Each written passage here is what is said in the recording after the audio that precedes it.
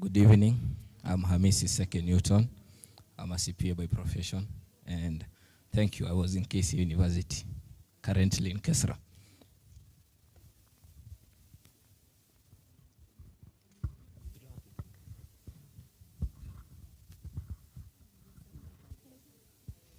Hi everyone. My name is Mary Wanjiku from KCA University, studying counseling psychology. Thank you.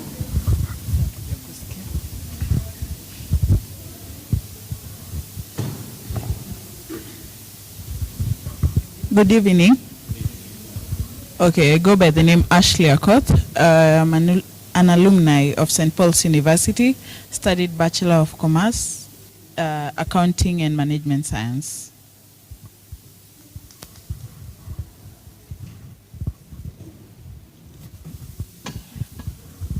Good evening.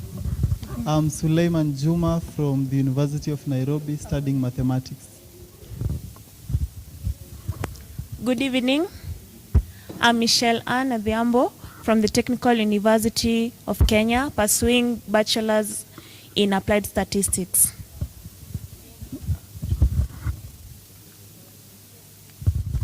Thank you very much for coming. Just in case you're joining us live, karibu sana. I want to do a brief introduction for the sake of Dr. Masi of who we are, what we do, and basically why we are here. So we are the Africa Youth Leadership Forum, AYLF. This is a youth development program, and more specifically, this is the Tuesday group. So these are friends who commit to come together and share every Tuesday. We just speak about everything. So this is a space we give people to belong and just basically do life together. So today's session is going to be a health info session. So our friend Michelle is going to introduce you, and maybe perhaps after that you can be able to introduce the people you came with, and from that we'll just be fit to go. So at this point I want to welcome Michelle to just continue with the session. So karibu sana Michelle. Thank you sana Kajim. I'm introducing Dr. Masi, our speaker of today, who will go on with the health talk. She's a doctor. She's been practicing for over 30 years. She's a mother, a loving mother. She's a wife. And she works to equip communities with knowledge to prevent and reverse non-communicable diseases. Let's put our hands together to welcome Dr. Masi. Karibu sana. Asante sana, Michelle. I don't know whether this will be connected so that it's on, and then I'll be able to be moving I have a long lecture today. Yeah, my name is Masi Kamau, as you've been told by Michelle. I met Michelle recently and she told me about you. I told her what I do. She told me I want to give you a platform. And I was very happy to get a platform of young people, because if I knew what I know now when I was your age, maybe I would not have made wrong choices where health is concerned. You'll have to connect from here. The lecture is here. It's on this computer. It's on this computer. And to disconnect, ikitoka hapa itazima. Ikitoka hapa itasumbua. So how do you connect? Oh, umeconnect hapa. Okay. So what do I do? Iko.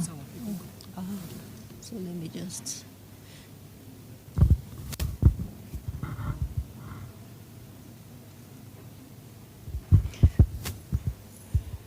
Okay.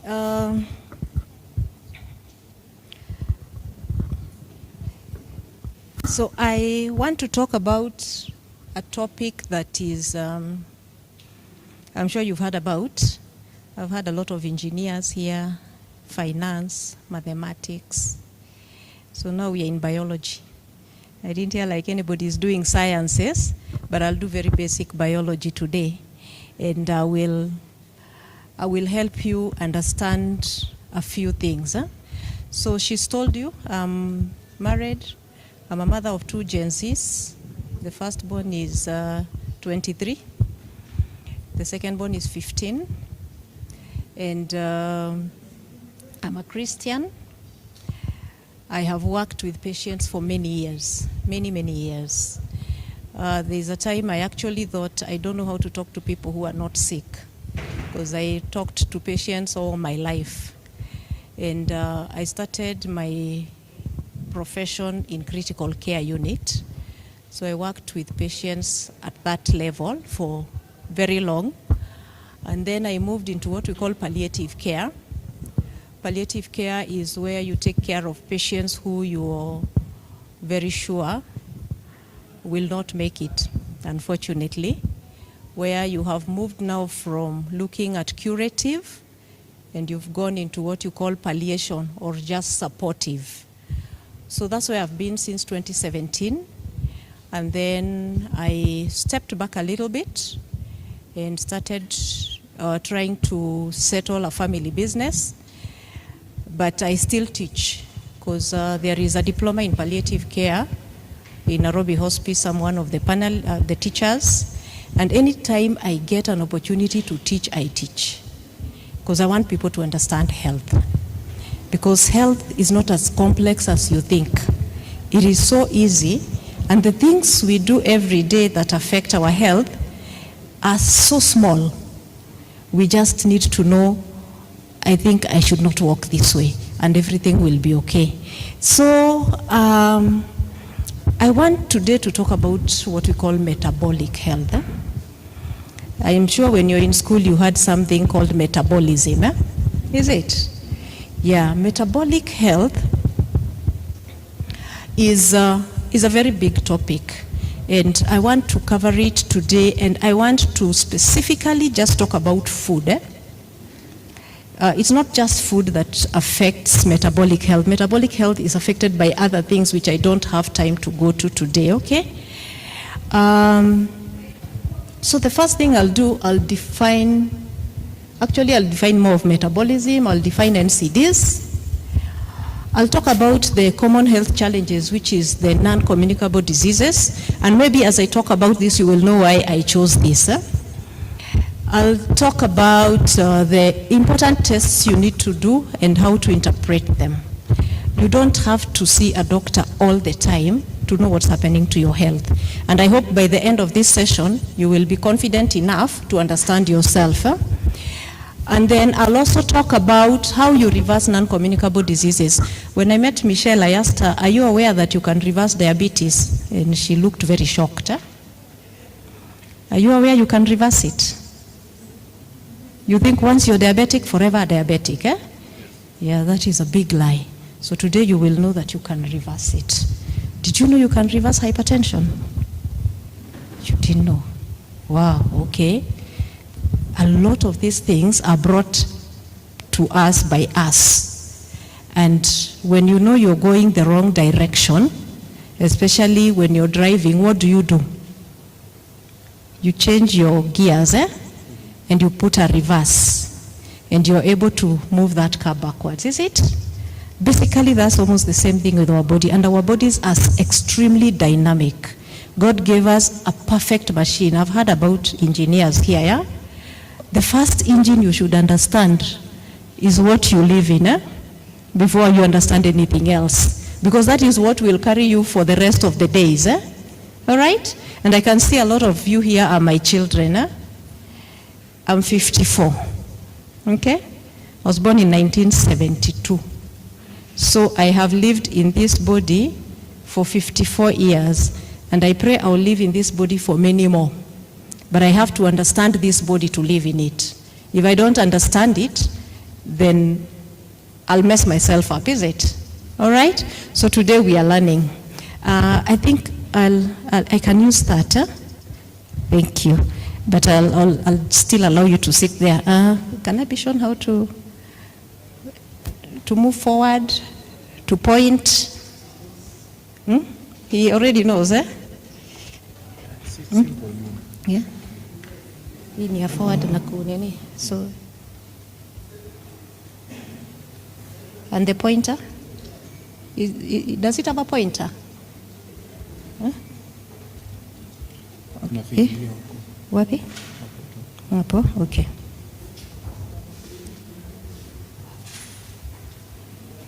Okay, so what is disease? Huh? Now, disease sets in when your body loses the capacity to cope. All right? And many times it is due to our life choices. Now, William Lee said that we are hardwired with all the operating systems we need to live healthy as long as we give good fuel to our body and boost our body defenses. If you're driving a car today, and recently there was a big argument about being given fuel that has a bit of a problem, is it? You remember? And everybody who has a car was up fighting and wondering, if you want to give me fuel, which I put in my car and it will mess up my engine, what are you telling me? But every single day, we put the wrong fuel in this body that we are living in. So which is more important? Is it your body or your car? Your body, is it? Yeah, so if you have a machine, which is your body, and you're putting the wrong fuel in that body every day, what happens? It will break at some point, yeah? All right? Right now you're looking at me like, oh, I'm so young for this, eh? All right, so what is metabolism? Metabolism is the chemical reaction that changes your food to energy. All right? So whenever you take anything or you eat anything, that process that changes what you eat to energy, because you need energy literally for everything. You need energy to work, you need energy to do your daily work, you even need energy to sit here and listen to me. It still requires energy. Everything. You need energy to breathe. Your heart needs energy to pump.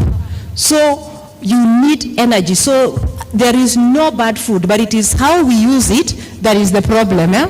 So metabolic health, we say that you're metabolically healthy if your body is able to respond to that food in a beneficial way.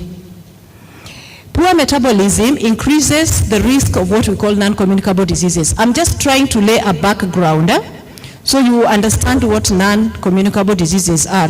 I know we've heard this word many times. I don't know who has ever thought, what is non-communicable disease? Who has ever thought about it? What is it? I'm talking to students and I'm a teacher. What's non-communicable disease? So that I know where to start. Anything, any guess? Mm-hmm. A disease that cannot be spread by contact, that is easily spread. Mm-hmm. A disease that is not easy to be spread.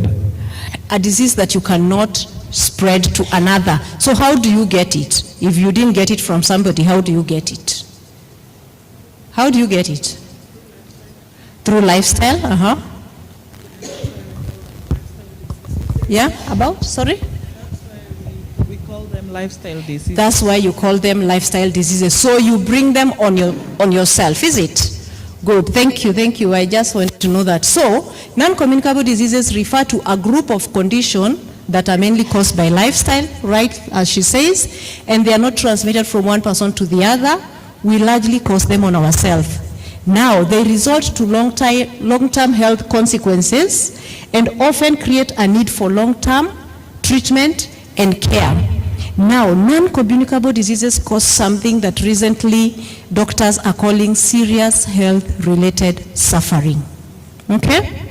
I just got a bit of, these are the non-communicable diseases. There are about 8 of them.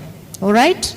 Now, this is something we called WHO Continuum of Care. WHO Continuum of Care is a diagram that WHO has given to the medical people, and they tell you that whenever you diagnose a patient with non-communicable disease, when you screen them, they should immediately go into curative care.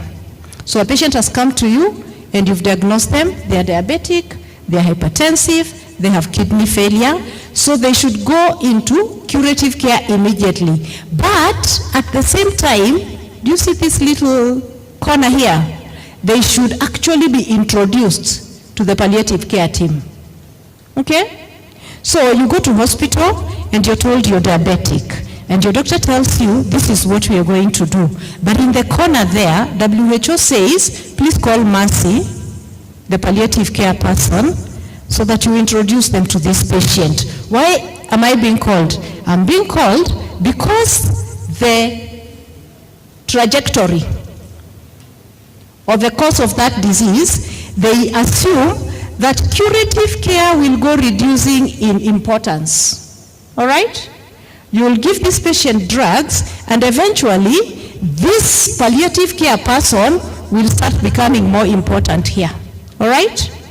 So this is like, what do you call this? It's like, what do you call something ambao umepatia mtu death sentence?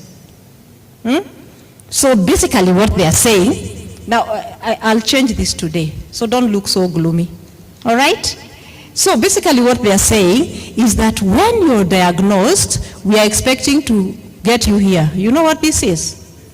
End of life care. All right?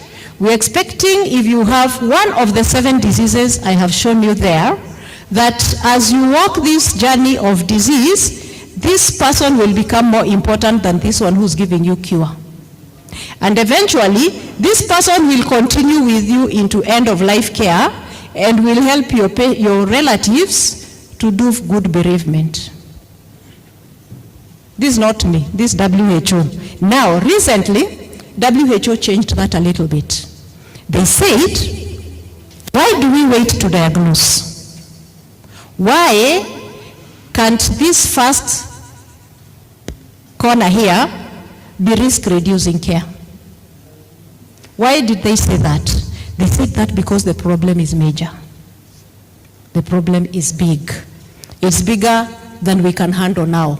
So instead of waiting for people to stay here and you think you're 25 and you're fine and you're strong, and by the time you're reaching 35, you feel that frequent going to the toilet and you're told your sugar is high. Instead of waiting for you, why can't we do this? Why can't we come, like I'm here, and tell you, you can prevent. You can fail to start this journey, because I don't want you to start it. Even me, I'm 54 and I don't want to start it. And I've not started it. All right? I know a lot of 54 years old, a lot of my classmates. I have quite a number. I told her one of them is needing to be online because she's unwell. I have many classmates who've gotten strokes. Yeah? At my age, you'll find people with a lot of issues. I'm not saying I'm special, but I'm saying knowledge is power. Okay? And I want you to reach my age when you're still strong and to go way ahead. And that is why we need to know here, because this is where I want to dwell. And this is now my life mission. Because I'm no longer taking care of patients, so I'm coming out here and telling you, sitaki ukue mgonjwa. All right? It's the same thing people say that kila mtu ni marehemu mtarajiwa, si ndio? Yeah, sisi wote ni wagonjwa watarajiwa. So can we reduce these risks? So they introduce that first part, but the rest continue. All right?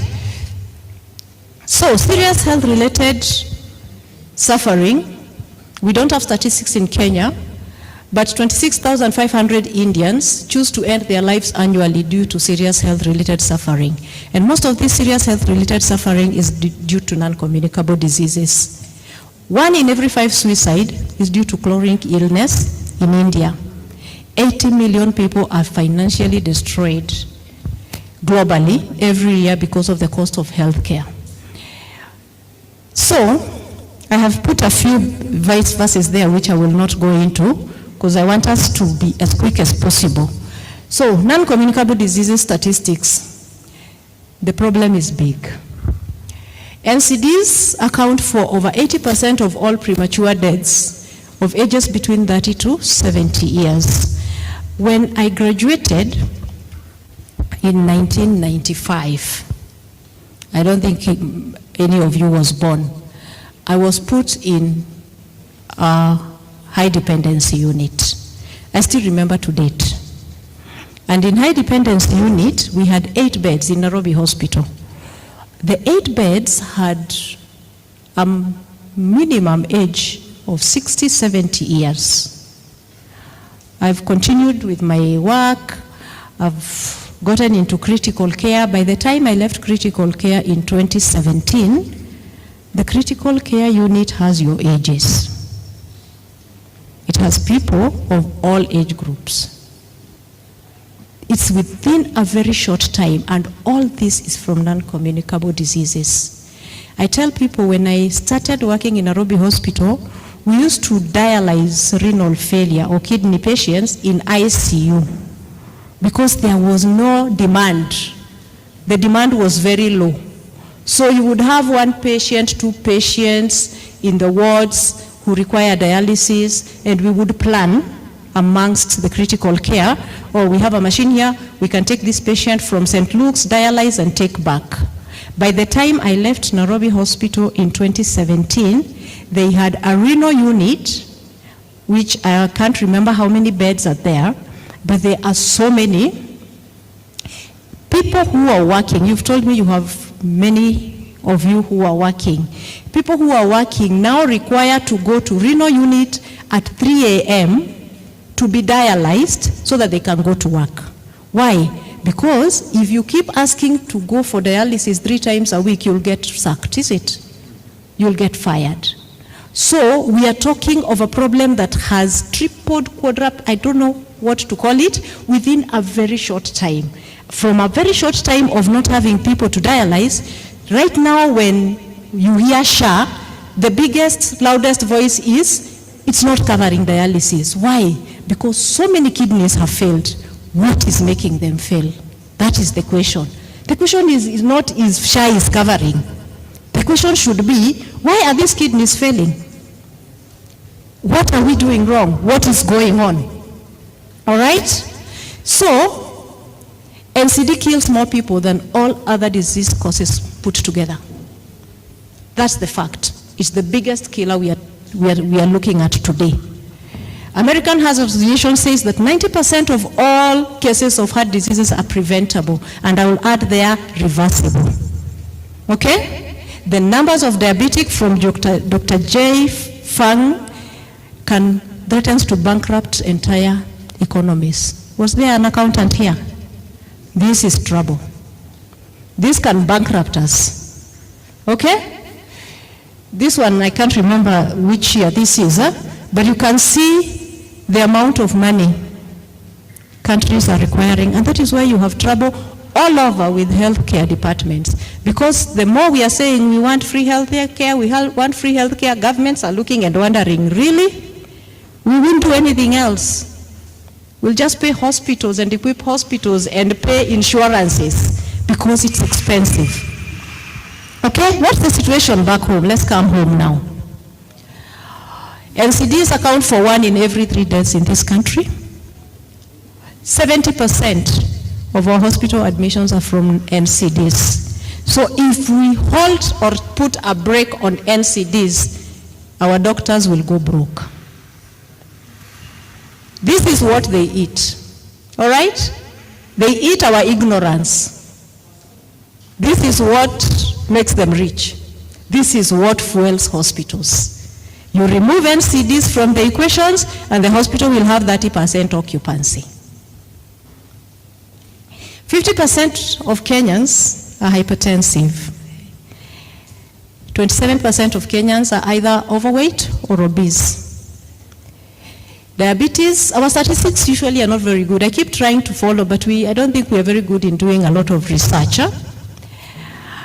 Diabetic death in Kenya recorded in 2023 was 284,000 people between the ages of 20 to 75. That is important. None of us here is below 20, is it?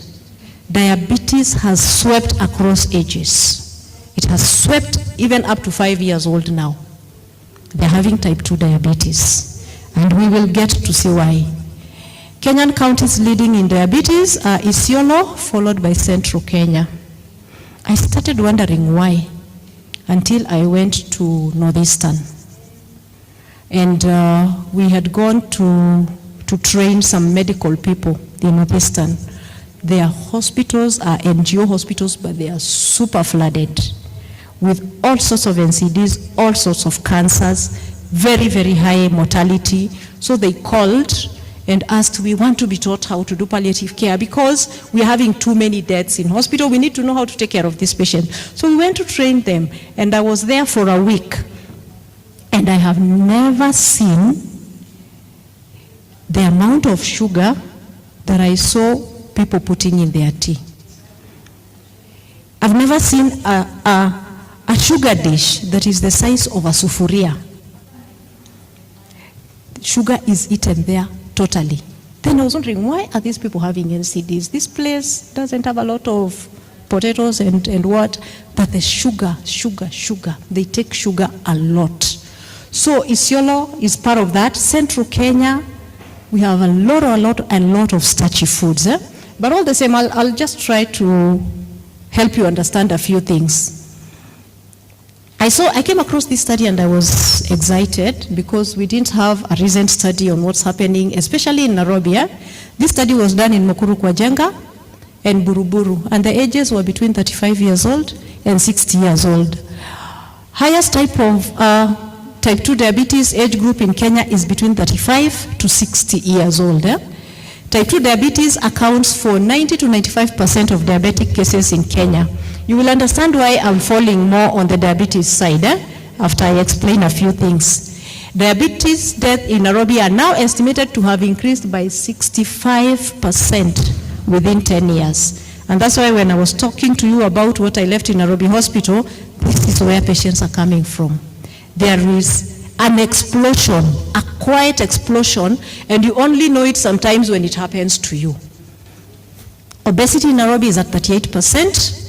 Participants claimed that healthy food was expensive and fast food was cheaper and available. I don't know whether that is true. Okay? Now, let's get to the main thing. Type 2 diabetes. Now, I'll show you something right there. Now that you're university students, I know you know this. You've seen this diagram somewhere, is it? You know what this organ is here. It's called the pancreas, Okay? The pancreas produces something called insulin. One of the main things that the pancreas does. And the work of insulin, when you take a starchy food, it will come down this way and get into your stomach, All right? Then right here, where the stomach, this is the stomach. Stomach si kila mahali. Tumbo ni hii hapa. Unaona hapa? This bag. That's the stomach. Then that food will, digestion starts from the saliva, from the mouth.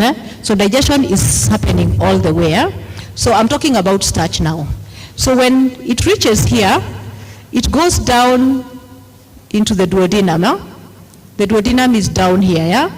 Then in between the stomach here and the duodenum, there is a muscle there called the pyloric sphincter.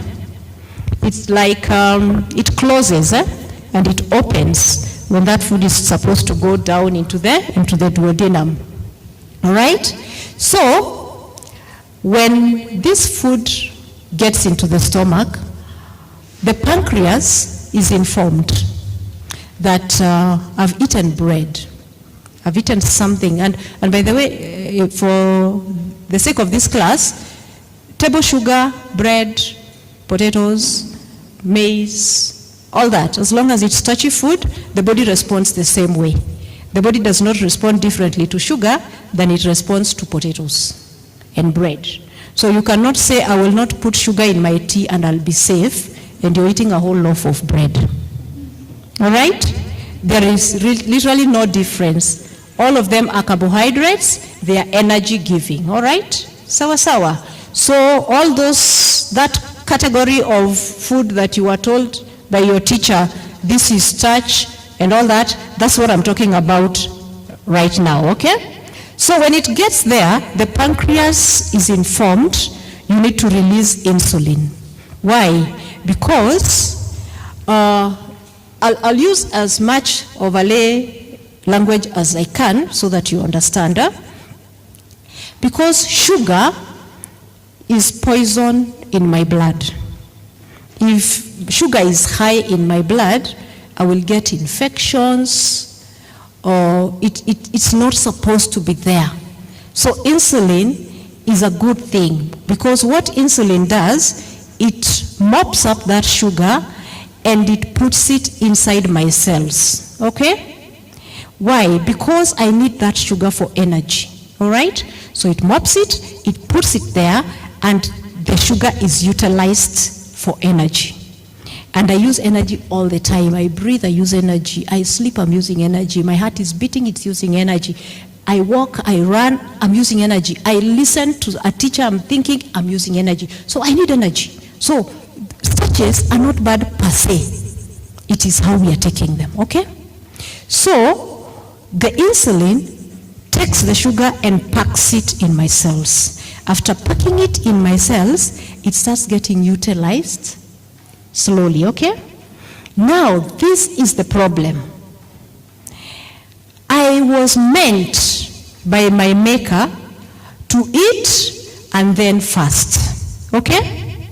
So that whenever I eat, that I give that energy-giving food enough time to be utilized, all right? Before I give it more, all right? So I'll ask Michelle to come and we'll do a little demonstration here. I want to assume that these are my cells. This is me. All right? I'll do the first one, and I want your help now. Just place it here. I want your help now because I want you to tell me what you do. And please don't be afraid because we are learning. So this is you. You've woken up in the morning. What time do you wake up? Let's get active people. Not the ones who wake up at midday. What time do you wake up? You wake up at 4 a.m. What do you take? Do you take something at that 4 a.m.? No, what time do you start your meals? You start at 8. What do you take at 8?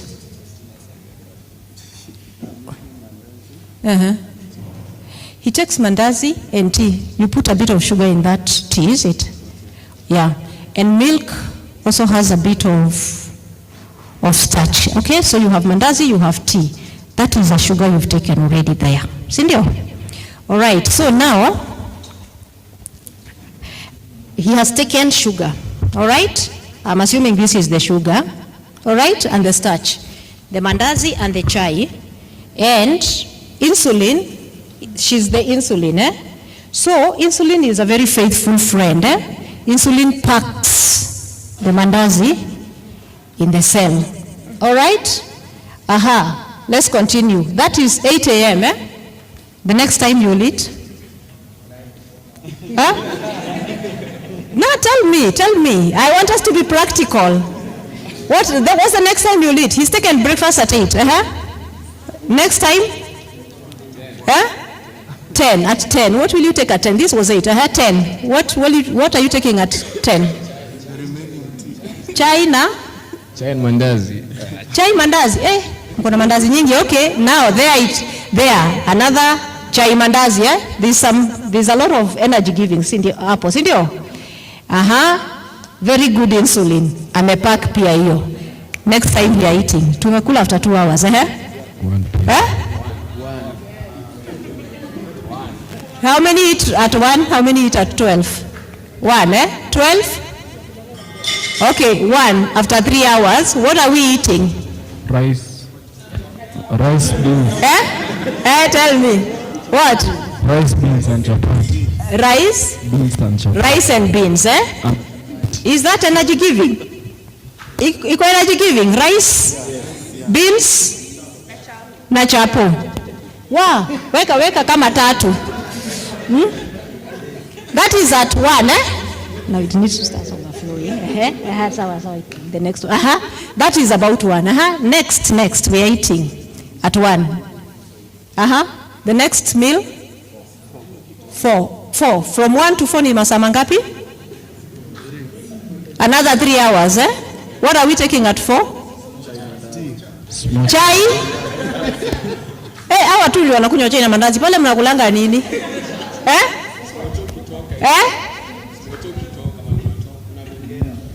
Ayo ni saa 10. Smocha iko na nini? Chapo na smoky na kuna kamkate after another 3 hours, Sasa, now look at what we are doing. I just want you to see, it's so easy to get sick, by the way, Sawa, sasa, this is now the next time, Insulin Michelle is starting to wonder, where else do you want me to keep these starches? Where else do you want me to keep them? And now, there is something we call the overflow phenomenon. The sugars now start overflowing. All right? This is at 4. We've taken sugars every 2 hours, maximum every 3 hours. Is it? Now there is an overflow. And then now, I want to introduce something called insulin resistance. Have you ever had a doctor say you're having insulin resistance? Now the insulin starts now pushing back and asking you, really, where else do you want me to store these sugars? All right? And then now it starts, the insulin gives up and the sugars start overflowing. Now when they overflow, that is the beginning of non-communicable diseases. Did you think it's something so difficult? That is the beginning. Because now when it starts overflowing, the sugars now are so full in the cells, they start going into the wrong places. And I told you, sugar should not be in my blood and should not be in my organs. But now where does it go? It starts going to the liver. It gives me non-alcoholic fatty liver disease. It goes to the kidneys. It gives me kidney failure. All right? It goes to my retina. It gives me retinopathy and eventually blindness. Are you listening to me? It goes to the blood vessels. And it starts storing and bringing something we call inflammation, which I will explain to you. It is that easy, by the way. So when you're hearing numbers of 70% admission of NCDs in hospital, it is that easy. It is that easy. All right? Now, hatujamaliza kukula. This is only 4 o'clock. Sindio? Mwache kuogopa. Next time we are eating. Yeah? Next time we are eating. Tumekula 4. Next time? Yeah?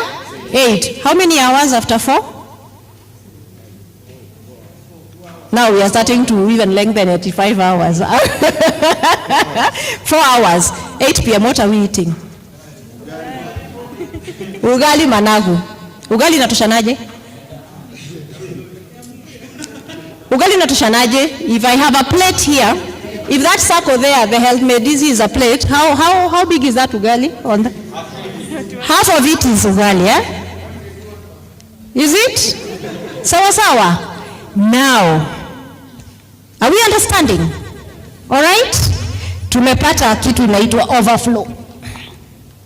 Sasa hizi vitu sasa, this is what we are today. After 8 o'clock, will we eat again? What time? Midnight. What will you eat? Thank you for being genuine. What will you eat? Mutura na supu. Ujalala midnight? Yeah? The sleep is? You in between here you're awake, then utakula kitu ingine ndio ulale asubuhi. What are you taking? Is there alcohol? Huh? By the way, msicheke hii kitu ni serious, Kuna alcohol? Do you know how much sugar is in alcohol? Kuna alcohol hapo? somewhere. So what are we doing? What are we doing? What are we doing there to that cell? Huh? We have baked ourselves in sugar. Literally. In one day, and another day, and another day, and a whole month. And then we are wondering, NCDs inatoka wapi? That is the issue. Thank you, Michelle. All right? Now, let's continue. Ndastaki kuwaogopesha. Oh, hii imefanya nini? Haya.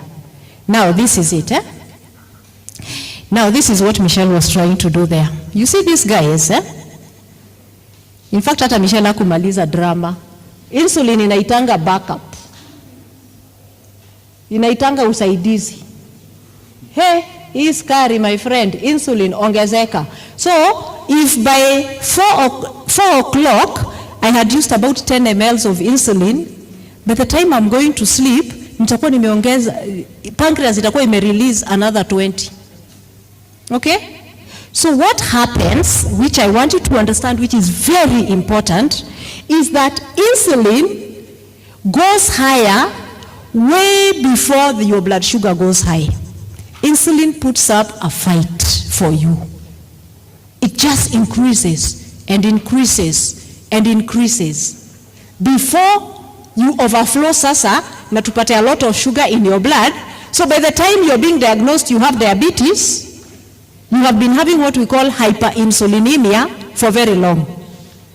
Insulin has given up now and left that sugar to just float in the blood so that when I take a drop, I see the sugar. Otherwise, right now, as we speak, if I do your sugar, it might be normal. But if I check your insulin, it might be high. You get it? Do you get the difference? So, usiende hospitali useme sukari yangu iko sawa, and you've not checked insulin. And a lot of doctors don't check insulin. And a lot of Kenyans don't know whether to ask for insulin to be checked. And actually it's expensive because it's not done regularly. An insulin check is 9,000 shillings in the lab. Okay? If you say, I just want my insulin checked, it's 9,000 shillings. All right? But it is a more diagnostic test than even a blood sugar. All right? Why? Because hyperglycemia is high sugar. Hyperinsulinemia way precedes hyperglycemia. So the destruction of your organs by the sugar might be happening for the last 5, 10, 15 years before we can see a high sugar in your blood. Now, do you see the danger? All right? So are we still young and strong? All right? What is the result of too much insulin? What is the problem here with too much insulin? Number one, too much insulin hardens your blood vessels and causes hypertension. Now, are we seeing the journey? I'm trying to take you through this journey of this so that you don't think it is something that is out there, happening to all the people, happening sijui tu kina nani. It is right here as we speak. All right? It hardens your blood vessels and will give you hypertension. It retains sodium and water, and it starts causing what we call edema and hypertension, and your kidneys start failing as early as now. You get it? So your kidneys have already started failing because of the high insulin that you have been triggering. All right? Then it acts as a growth hormone. We are still on insulin, we are not on sugar. It acts as a growth hormone. It makes you increase weight, and it actually fuels growth disease. What are the growth disease? What's a growth disease? Multiplication of cells. What disease is that? It's called cancer. Insulin is a feeder of cancer. So whenever we are just stimulating a production of insulin, and a production of insulin every 2 hours, every 3 hours, every so often, we are actually feeding a growth hormone. Are we together? Sasa watu wameanza kukua na depression. It causes what we call atherosclerosis or blood vessel inner lining inflammation, which is actually now the mother of all NCDs. I will come there, that's where we are going next. In the 1920s, clinicians successfully used insulin and carbohydrate-rich foods to fatten underweight patients. In fact, there is a Nini here that is saying, I can make you thin. Pull out insulin and pull out carbohydrates and you'll be thin. Anybody who's struggling with weight, it's that easy. This is what brings weight, nothing else. All right? So, let's go to atherosclerosis. Sorry, I'm just doing intro. By the way, this Nini lecture inakuanga mrefu. So, now, athero is blood vessel. Sclerosis is, I'll get pictures for you to see what it is. I don't have the words for it. Now, what happens if you get an injury? You get what we call acute inflammation. Acute inflammation is a very good thing. It's your body's way of protecting you. If you hit my hand today and I get a wound, the blood vessels around that hand will become permeable. Basically, they will, what is being permeable? Permeability. Some of these things are difficult to explain. So when they become permeable, a lot of blood will come into that space, and it will come with the WBCs, so that it can cure that injury for me. All right? So when that blood comes there, you'll see the reddening, and eventually the body will heal, because the body is an intelligent machine. So when you have an injury, blood will rush to where the injury is. The blood vessels will become porous, and the WBCs will go there and heal, and then they will resolve that problem, and it will be history. But what happens is that the resolution in chronic inflammation does not happen. All right? That resolution of the blood vessel, the blood has come and cured that place and given where, it doesn't happen. So what atherosclerosis is let me just go to that slide. I have many pictures so that you are able to explain. Okay, now that is inflammation. There's redness, there's heat, there's pain, there's swelling, loss of function, and then eventually you heal. Now, what insulin does in the blood vessels, it goes into the inner lining of the blood vessel. Now, this is your blood vessel. All right? This one. This is how your blood vessel looks like. It's just a tube, and blood is flowing in there in a very smooth place. All right? Excessive insulin attacks this inner lining. You see this inner lining there? It's called the endothelial cells there. It attacks that inner lining and starts causing bumps. And then these bumps, the blood that is passing here, as long as there was no bump, it flows smoothly. But when these bumps come up, it starts accumulating what we call plaque. Yeah? You've had something called heart attack, and you know how it happens. This plaque will continue accumulating, and eventually they'll close up that pipe. So basically, a normal artery looks like that, and it's nice and smooth. But when it gets inflammation due to too much insulin, it starts becoming rough huku ndani, and then it starts accumulating the plaque. All right? So, atherosclerosis, which is now what you have seen, is the mother of all NTDs, and it is one of the most dangerous complications of high insulin. So the cardiovascular system, which is your heart and your blood vessels, comprises of your heart and complex tube of vessels that supply oxygen and nutrients to the whole of you. All right? Now, these tubes, do you know how long they are? They are 96,000 kilometers. So every bit of you has a blood vessel that supplies your eyes, you everywhere. So when atherosclerosis happens, It's not just happening in one isolated blood vessel. It's happening in the whole of you. And that is why diabetes and this kind of diseases affect everywhere. The whole of you, for lack of a better word, starts rotting up. You get it? Because you're not getting blood supply to your organs. Sorry. Wow. Hey, how did I get there? Huh? Nimefinya haraka. Hey, Joro, help me. Take me back there. Okay? Then the next one.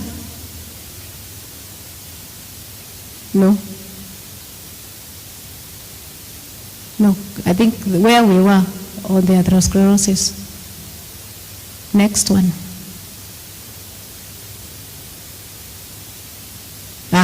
Okay. So as long as that lining is healthy, then it's okay. But when the inflammations come and the plaque formation starts, then we start affecting blood supply to the whole body. Sorry. What's happening? Is this thing having battery?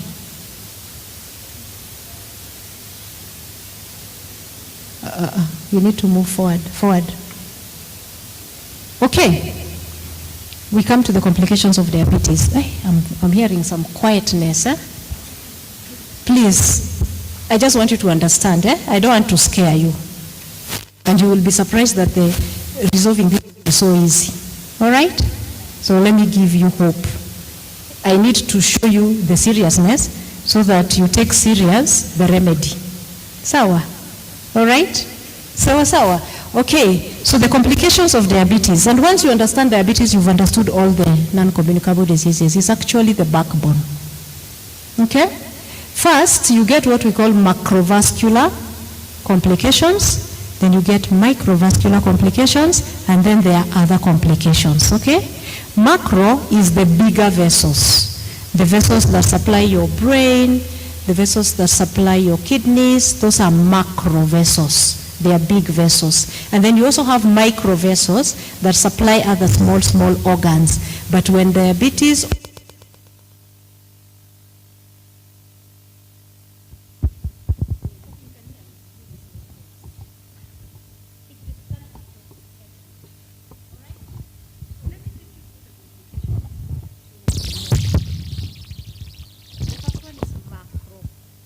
vascular complication.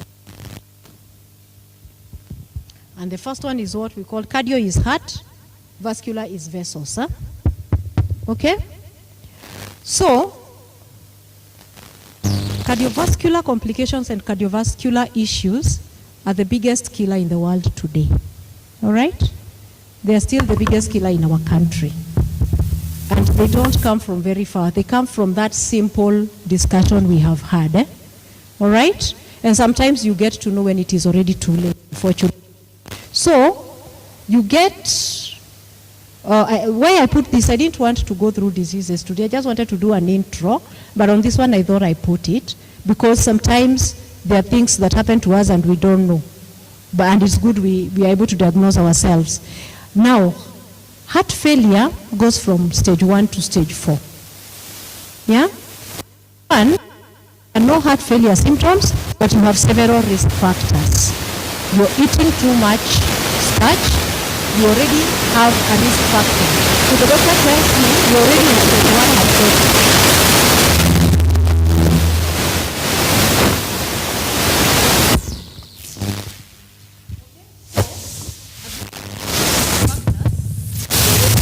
Stage 1, okay? Then stage 2, you are able to do everyday activity without difficulty, but you get exerted, but exertion is caused, you get shortness of breath, but exertion breath. Now, I'm able to do everyday activity. I'm able to wake up, go to the shower, take my breakfast, walk to work. But whenever I do a little bit more work, I get shortness of breath. I feel like I'm unable to breathe. When I lift a child, when I do things that I normally would be able to do, I feel like I'm getting a bit short of breath. Already, I'm in stage failure. Stage 3 heart failure. Difficult to complete everyday activities. So going to work, going to the gents, doing things, the things I used to do, washing the house, washing my clothes, I start feeling like, how come I can't breathe better? You get it? So it's important to know that already there is a problem. And it is so advanced, and you're thinking it's kidogo. Heart failure, shortness of breath at rest. You're sleeping, but you can't breathe well. You're already in stage 4, heart failure. All right? Macrovascular complications. The first one is heart diseases or cardiovascular. Biggest killer, killing 20.5 million people annually. Then kidney failure. The two main causes of kidney failure are diabetes and hypertension. If you know what you call the renal specialist, then you know why. The renal specialists, we normally call them nephrologists. Why do we call them nephrologists? Because the nephrons are the small filters in the kidney that filter away the toxins from your body. And what happens, kidney failure, these nephrons get destroyed slowly. Pole pole, pole pole. You don't see the signs, you don't see it coming. Sometimes you get to know when it is already too late. I don't want to give you examples of patients because I don't want to scare you. But you will just find somebody ameanguka kwa mall, anaenda naambia you're in stage 4 kidney failure. Na hakuwa na sign. Hakuwa na sign. But the nephrons have been dying slowly without, unfortunately these diseases don't talk. They don't tell us anything. We stay thinking we are okay. Kumbe saa hiyo kuna kitu inakoroga uko ndani and we don't know. All right? The stroke is increased in diabetes by 100 times more from a normal person. They get what we call brain hypoxia. Hypoxia is lack of oxygen, and they get strokes. Hypertension of the narrowed blood vessels, you start narrowing, when I showed you that plaque. So the blood requires a lot of force to get to where it used to get normally. So it pushes, and the pressure goes up. Then you have what we call perivascular disease. You will find a lot of diabetes have darkening of the lower limbs because blood haifiki huko. All right? So they get gangrene due to lack of oxygen on the legs. They have non-healing wounds. 15 times fold more at risk of getting amputated. All right? Those are macro. Then we go to the micro, the smaller vessels. What happens to the smaller vessels? And now, smaller vessels now, we get the first thing there we call is retinopathy. They tell us that cause of blindness globally for working adults. They blow up the small vessels behind the eye. Today in this country, I want to give you things that are close to home. Today in this country, if you go to a hospital called Lions Hospital, that's a hospital that was not known, I think, like 10, 15 years ago. Today, because I took my mother there for some eye check, Lion Hospital, you are needed to be there at 4 a.m. The queue is so long. Not because of retinopathy, but still because of diabetic destruction to the eyes. The queue is so long. Now they are so busy. And all these damages are coming from sugars. Erectile dysfunction, 50 to 75% of this will erectile dysfunction, and they are 3 times more likely to develop it when they have diabetes. This is a big issue because it's happening to younger and younger people. And you'll find young men who are married to young girls starting to have erectile dysfunction, all out of diabetes, okay? Other complications, Alzheimer's, we now call it type 3 diabetes. So common now even for younger ages. Non-alcoholic fatty disease, sugar alcohol does to the liver. If you're an alcoholic and you're burning your liver, somebody else is taking a lot of sugar, they are doing the same thing to the liver. It is now the new alcohol. Chronic systemic inflammation. Now, for another day. It's a long topic. Chronic, but I will mention it somewhere towards the. You have elevated inflammation markers. You go to the doctor, and the doctor will ask for that chronic, the CRP, for checking inflammation. Now you understand what inflammation is. And then the doctor tells you your inflammatory markers are high. But you just went last week and your cholesterol was normal. And you're thinking cholesterol is the only danger. Chronic inflammation can be independent of cholesterol. You can have a normal cholesterol, but when you're having chronic inflammation, you still die of a heart attack. You get it? All right, so for ladies, cystic ovarian syndrome, this, I think there was a discussion here the last I checked. Is it, Michelle? Yeah, it's becoming more and more common because of obesity and issues of sugar. So our young girls are starting to have issues with their ovaries, and this is also causing a lot of infertility. In fact, there is impaired immunity.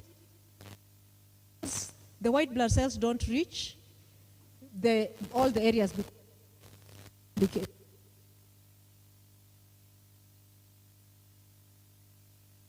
Next, yeah. Next. Then there's so many things. I don't know whether I want to go through all this, but basically messes you. It totally messes you up. Let's go to the next one. I'll skip some slides just to save time. Other complications. I talked about it earlier. I told you insulin is a growth hormone. 30% of our cancers today are from diet. If we can fix the diet, we will reduce 30% to 35% of the cancers. Obesity and diet is the same thing. So we are talking of about 50 to 60% of cancers coming from what we are eating. Infections, tobacco is there, kidogo, but most of it is the food. And that's why I said today I'm just going to talk about metabolic issues. What our body does with the food we give it. Yeah? All right? Let's go obesity. I can't be any obese person here, but today I want you to understand obesity. And you will understand obesity is not just what you see. Okay? No.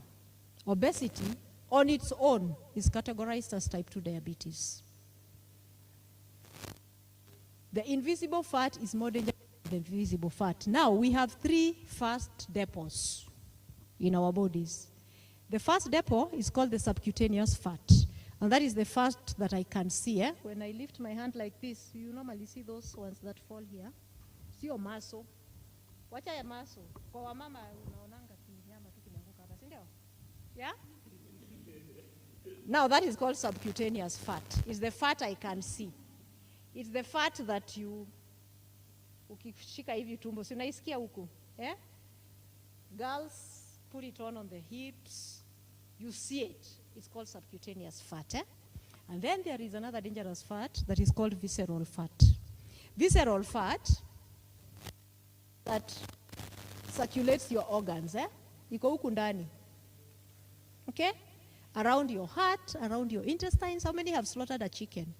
You see that fat, that's just around the organs. That is called visceral fat. I'll discuss visceral fat at length. And what we call the liver fat. The visceral fat and the liver fat are the invisible fats, and they are the most dangerous fats. The one that I see might not be as dangerous. And if I go back, you can see, subcutaneous fat starts giving you metabolic issues when it is to the excess of 10 kgs and above. Visceral fat will start giving you metabolic issues when it is only in excess by 2 to 3 kgs more. And visceral fat, if you look at literature, it should be only 10% of the fat in your body. All right? I'll tell you how you check your own visceral fat. All right? I'm telling you, these things are very easy. Just calm down. You will realize, kumbe, I can make it. Eh?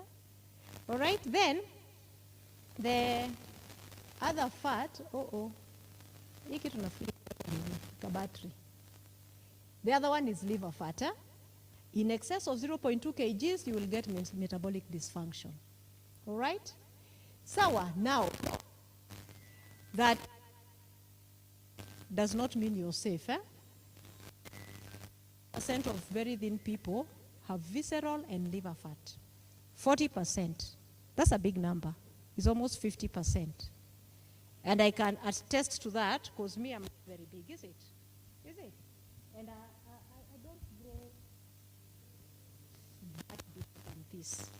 But I had an issue with visceral fat, and I had to deal with it. So how do I know that I have issue with visceral fat or liver fat? Eh? So we will there. We'll talk about it so that you can be able to resolve it before it stops you. Eh? All right. To go that I have many slides, but right now up to 5 years old children are getting type 2 diabetes. I've put children here because they are unfortunate children that get what we call type 1 diabetes. Eh? All right? Type 1 diabetes, this child does not produce insulin. They are born with an issue with the pancreas, okay? And they get diagnosed with diabetes when they are still very young. All right? So these children, unfortunately, you have to give them external insulin. So that's not the diabetic I'm talking about. I'm talking about the diabetes type 2 at your age. All right? You are a normal person. Your pancreas is doing its normal thing, but you are overloading the system. All right? That's the diabetic I'm talking about. Type 1, not reverse, because it's an issue of 0 or no insulin at all in the child. But right now, we are starting to have children up to 5 years of age having diabetes. You've seen our children, how obese they are becoming, eh? All right, so let's go to understanding basic rules and screening. I'm sure this one you will learn something. Do you want to stand up and stretch? And then join me, please. Don't make me lonely up here. I'm not giving very bad news. I'm just telling you the worst and then I'll bring the best after. Sindio? Sawa? Tupeka stretch kamoja.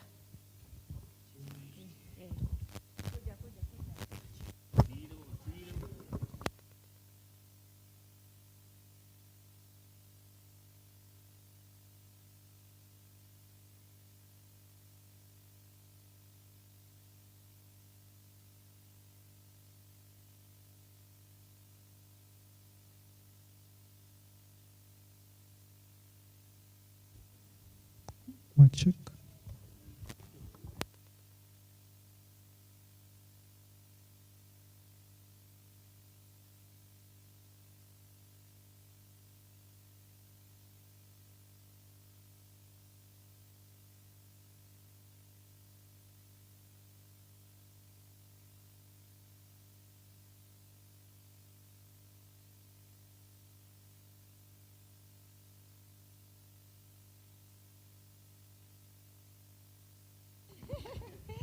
I want us to go to the lab.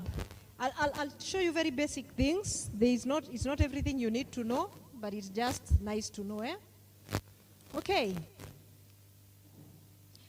And I've written there where you can get it done. Blood sugar, you can do it on yourself, eh? On your own, eh?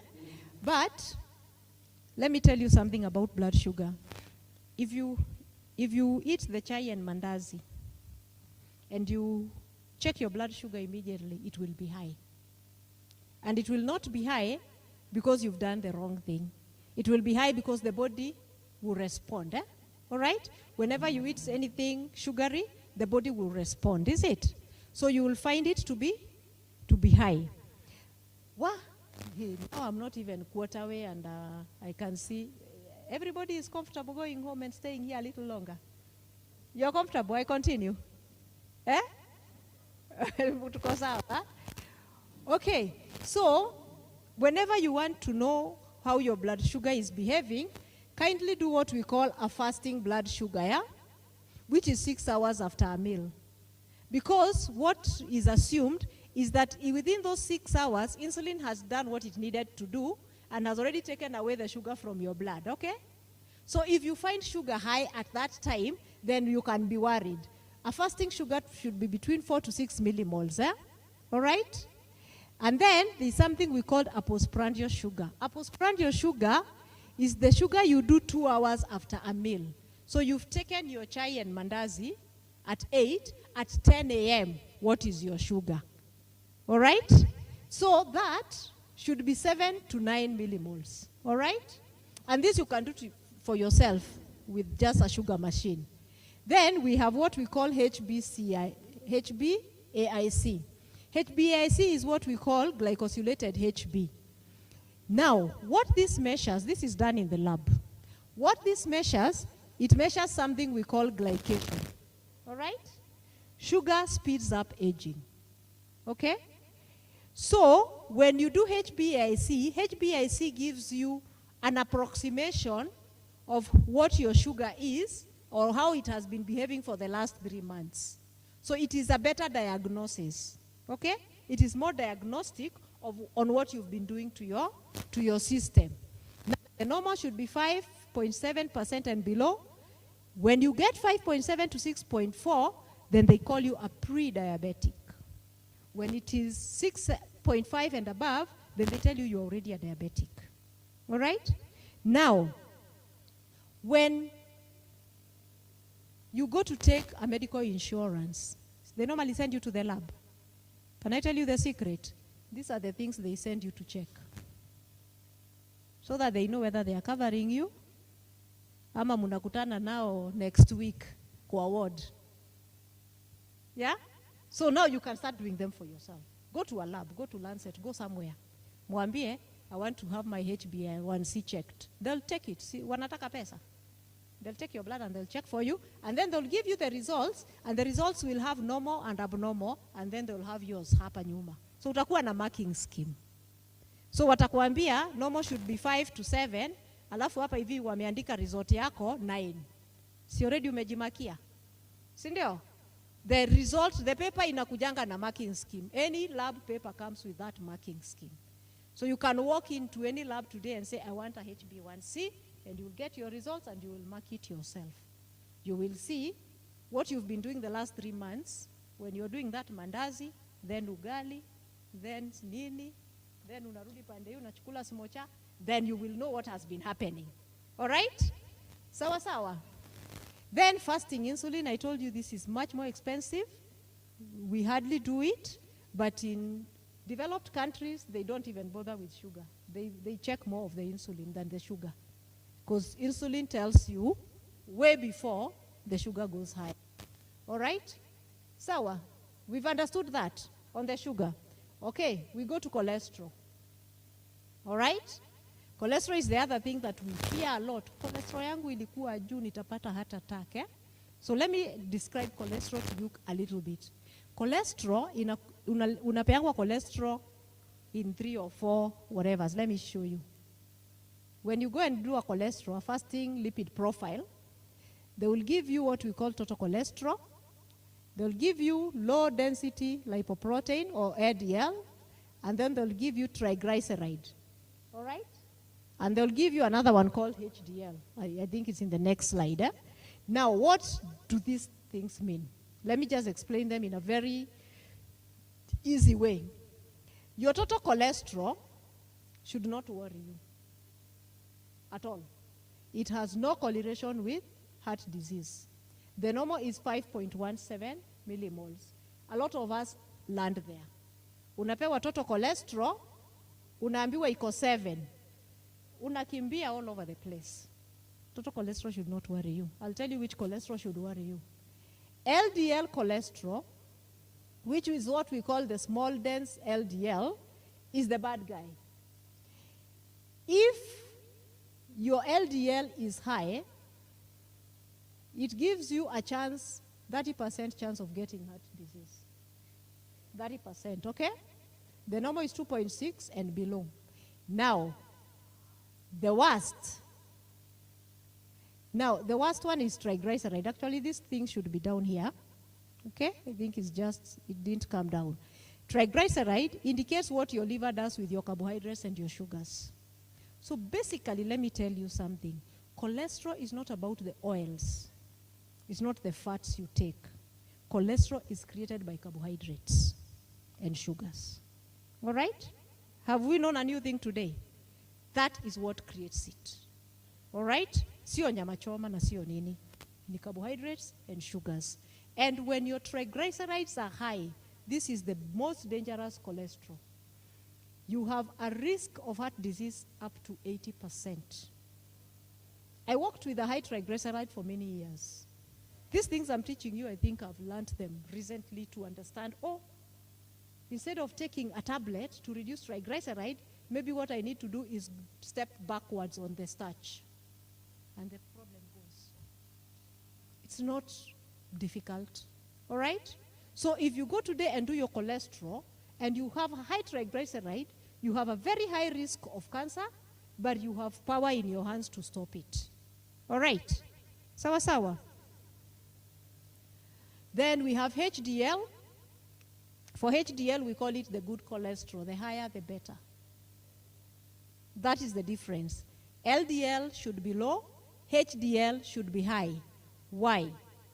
Because HDL protects you against diseases and against atherosclerosis by inhibiting the triglyceride.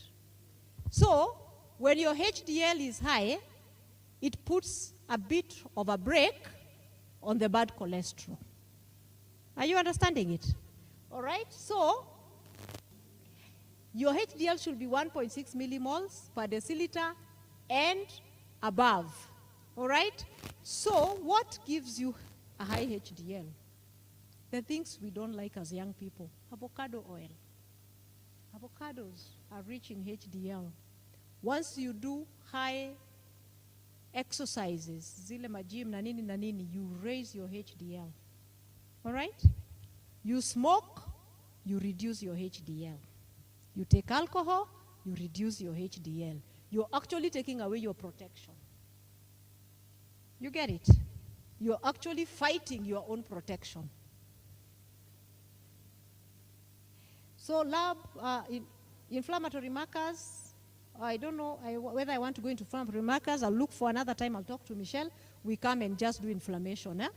So today I want to dwell a lot on the metabolic. So stages of kidney failure, I'll just go through this very quickly. And why I put this here is because of how kidneys fail when we don't even know. Every stage here takes about 5 years. So if your kidneys have already started having an issue, in the next 15, 20 years, you will be here. With your kidneys operating at less than 15%.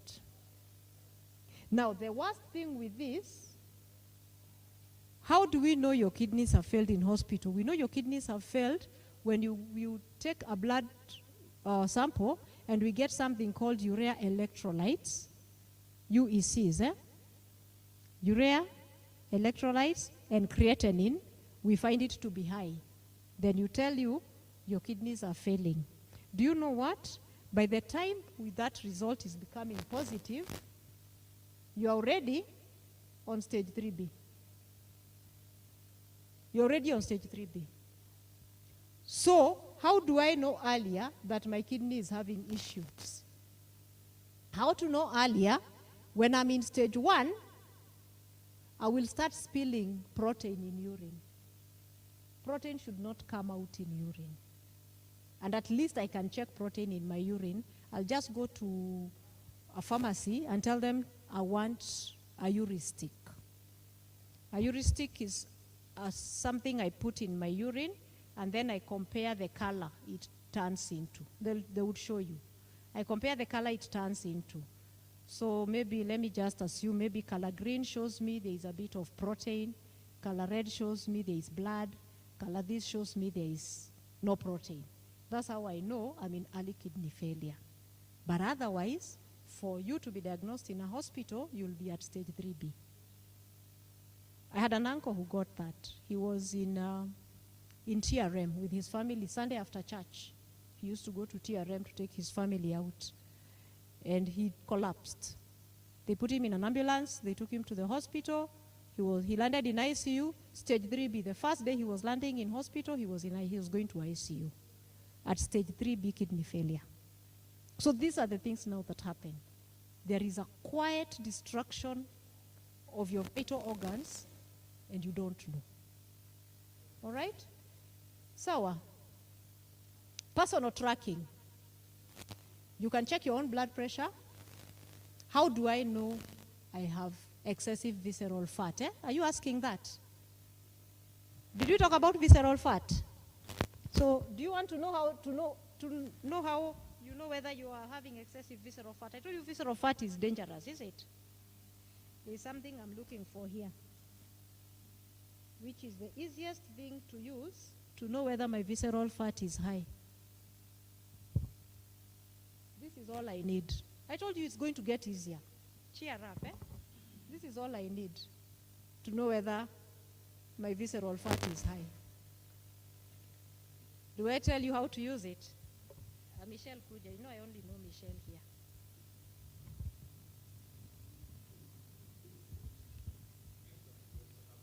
Eh? Oh, Tito, yeah, Tito. Now, just take your waistline and not where you tie your trouser. Hapa mali. Hapo. Hapa, si mali unafungia trouser, nataka hapa. Mali mafuta yuka. That is 36, eh?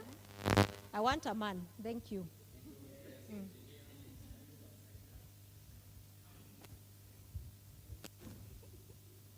The inches, eh? Inches ziko wapi pande hii? Haya. Atajipima tu. Kwa mahali mafuta iko hapa. Hapa ndio mafuta inaonekananga. Sio mahali unafungia trouser. I'll not tell you their yeah? Sawa. Now, for a woman, your waist should be 35 and below in terms of inches. Eh? Okay? All right. For a man, 40 and below. Okay? Sawa. I'll not tell you their results. Okay? So, when you get visceral fat, the indicator, you start getting a belly. Yeah? Sawa sawa. So basically that's the way to know. The other way to know, you can do what we call a waist height ratio. I'll get somebody different. Come. Tito, come and do this one. Aya, do his waist and tell them what his waist is. And then I've taken him because I know he will not disappoint. Okay, leta waist. Nataka tuandike. Waist hapo. Haya, waist wekeni 30. Haya, na height from here all the way down. Haya, twende nimeishikilia. Ati? Haya, shika. From here to chini. Kwa inches, angalia na inches. 160, eh? Ni? Iko inches haya. Weka inches. 71, eh? Okay, so akona 30 waist na 71, eh? What you do, you divide the waist and the height, eh? Waist ni 30 na height ilikuwa 71. Okay? Divide, calculator mbio. Eh? Akona 0.4. Oh? Ako 0.4. 0.4. That is normal. Okay? So this is how you check. That's how you check. It's called a weight-height ratio. And then there's another one we do, which is a waist-hip ratio. All right? So I take my waist here, and I take my hip. All right? And I divide it. Divide the waist versus the hip. For a woman, 0.85 or less. For a man, 0.9 or less. So if you start doing this, this is how you can track yourself that you're not increasing the wrong visceral fat. All right? Sawa. Then body mass index, I'll just leave it there. Maybe you can just look at it. It's not difficult to know how to do it. All right? Sawa sawa. Let me leave that and just now go to the what we call metabolic syndrome. All those diseases here, I said they were called metabolic diseases, okay? How much does your body need? How much of the starch do you need in a day? How much starch do you need in a day? Just read it from there. How much? An adult. 225 grams per day.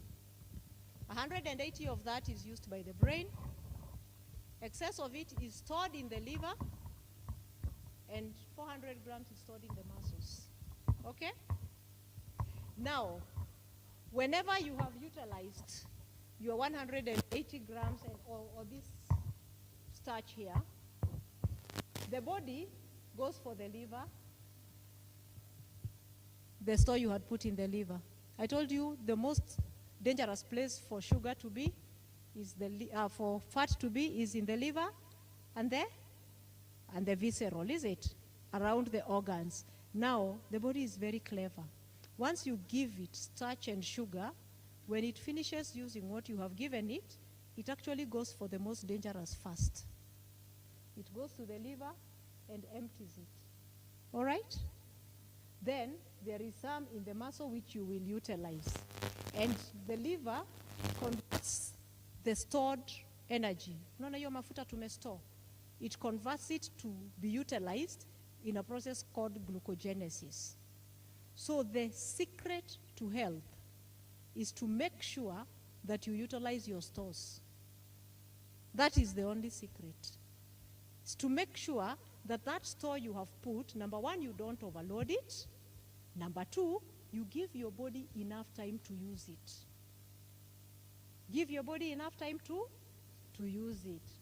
If you just keep pumping and pumping and pumping, utakufa mapema.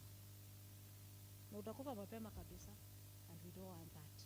So make sure you give your body enough time to use the energy you give it. All right? That is what we call metabolic syndrome. Okay? Hii nimechora tu ile excessive.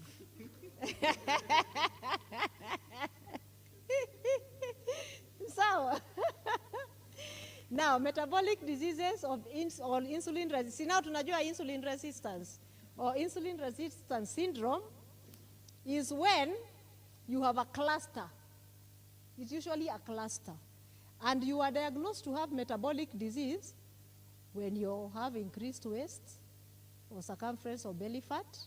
You have high triglycerides. Sasa mnajua triglycerides ni nini? You have high triglyceride, you have elevated blood pressure, you have elevated blood sugar, and you have low HDL. I told you about the good cholesterol. When it is low, we diagnose you to have already a condition. It should be higher. All right? So, how do we diagnose it? Your waistline as a man should not be above 40.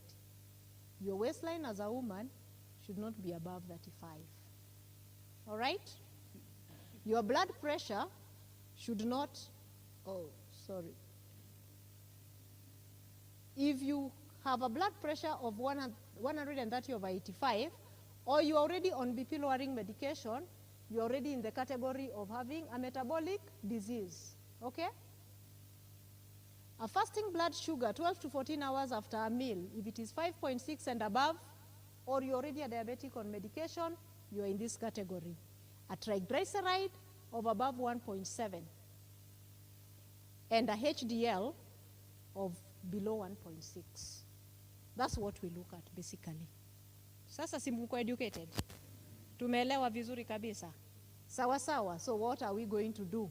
We come here now and then you come and tell me, I think I'm in metabolic syndrome. When I look at my visceral fat, my waist is higher. When I look at my HDL, it is low. My blood sugar is high. Blood pressure is higher than 130/80, and my triglycerides are high. What do I do? Reversing. All right? Reversing. Now let's reverse. We have realized tuko na shida na tumeenda. This, I feel so sad. I took this photograph. This is my son, the younger one. We had gone for a visiting day in Muranga. Can you see? This is a village. Maskari, masoda, ma biscuit. The only people who are selling something that I could call food were just here. So I told my son, "Ebu tusimame pale nijifanye niwe napiga picha," because I didn't want these ladies to think I'm taking their photo for somewhere, and I didn't even take their faces so that they don't ever sue me. So now let's reverse. We've been on the wrong track. We've been eating every 2 hours the wrong thing. What do? We are reversing. We are reversing. Kindly keep off harmful sugars. Table sugar, sodas, cakes, refined carbs, processed foods, spaghettis, da-da-da. And I'll tell you a few things. I'll show you how to eat them. I know these things are addictive. Sugar is addictive. Sugar is actually 8 times more addictive than heroin. That is the truth. It's in literature. The more you take, the more you want more. The more you take, the more you want more. Now, number 2, recognize all the food on your plate. True food have no labels. If you go to a supermarket and you see food written with a label, that is not food. If you see meat, do they label it? Do they label meat? Do they label bananas? Do they label mangoes? So why are they labeling other things? All those labeled things, sijui zinaitwa nini? Milk is not, it's milk, it's just written milk, is it? It's just written milk and it's milk inside. If you ask me what is bad food, I'll tell you any food that has a label. What is spaghetti? What is Weetabix? What is Indomie? What are they? Real food have no label. Thank you. Now there's this little guy here who's looking at this woman and he's wondering, your best dietary advice has proven to fail 99% of the time. And you're coming here to tell me I should eat it. These are the people who brought these things here. If this boy was clever, angeguzana na hizo machipo. Okay, number 2, stop snacking. Okay? Now, this is how we eat. You remember that thing we were doing here with Michelle? This is what we are doing to our system every day. We are eating breakfast, 10 o'clock, lunch, 4 o'clock, dinner, 11 p.m. We are eating all the time. If you just change that to this, eat breakfast, give your body time to burn, eat lunch. Give your body time to burn, eat dinner. You'll have changed a lot of things. Do you see how easy it is? It's becoming easier. All right. Very simple tips. Higher. Why am I losing that guy? Guard your traditional food. This doctor, he's called Dr. Bucket. There is a cancer in northern, no, kunaitwaje? Nyanza region huko, karibu na mpaka Uganda huko. Near Lake Victoria hapo. There's a lot of malaria. There is a cancer there called Bucket's lymphoma. This is the man who discovered that cancer. guy said that there was minimal or no colon cancer in Uganda. Then he decided to research why. He discovered because their food had dietary fiber. They go to Uganda. I did my master's in Uganda. Colon cancer inajaa everywhere. Why? Because they are traditional food. Please, I know you are young. Maybe you are not there when you are eating traditional food, but go and research what traditional food is there in your culture. And go back to that. When the white man came here, hakupata akaenda akatuachia inaitangwa nini hizi vitu zote wametuachia huku galitos wakatuachia hizo vitu na wakatuachia ugonjwa yao. Sawa. Now, how do I reduce an insulin spike or a sugar spike? Some tips here for you. My son loves this one. He's been in this class before. So this is, I think, one of the things he keeps teaching and I've never picked. Oh, sorry. This. I don't know what to, yeah, there. If you take apple cider vinegar, you know it. Oh, unajua mimi naona tu mko wachache. Oh, there are people on the, oh, I forgot. Okay, apple cider vinegar. If you take a tablespoon of apple cider vinegar in a glass of water before a meal, you get something called acetic acid. And it reduces your sugar spike by 30%. Umeona ile diagram nilikuwa nimekuandikia the sugar, the way it's spiking, eh? Na nikawaambia as long as you keep spiking that sugar so frequently, then you will have a problem.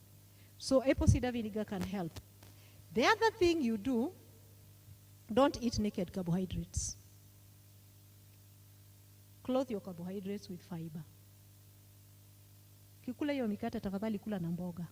Sorry, but it's the truth. Usikunywe na chai. Huh? Sawa sawa. Reduce your carb intake to 100 grams to 50 grams a day. This is 100 grams. Can you manage this a day? Haya, I'm done with that.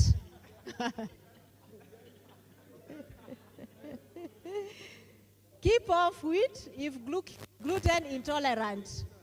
I'll show you what to do. I'll show you what. Don't worry. I'm not a bad mom.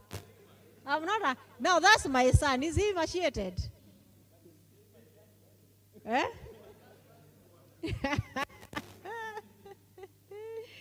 Okay. Then there's something now for the young men here. There's something we call the kinetic turbo charger. Okay? Now your muscle is a glucose sponge. Can I tell you something? Immediately you eat, I can see something behind there. There is some mandazi or something or some. And Cindy, kindly, can I tell you a secret? Immediately you eat any energy-giving food, please don't sit down. Walk for 10 to 15 minutes. You know what? You will be helping your insulin. Insulin will be sorting out sugar on this side, and the muscles will be sucking the rest. Okay? Please don't walk after 10 minutes of sitting. Maliza kukula hivi, tembea mpaka pale, rudi. Panda hizi stairs, rudi. You will have helped yourself. Because you will get what you will activate that muscle to swallow that sugar. Badala ikae hapo ikisumbuana na insulin.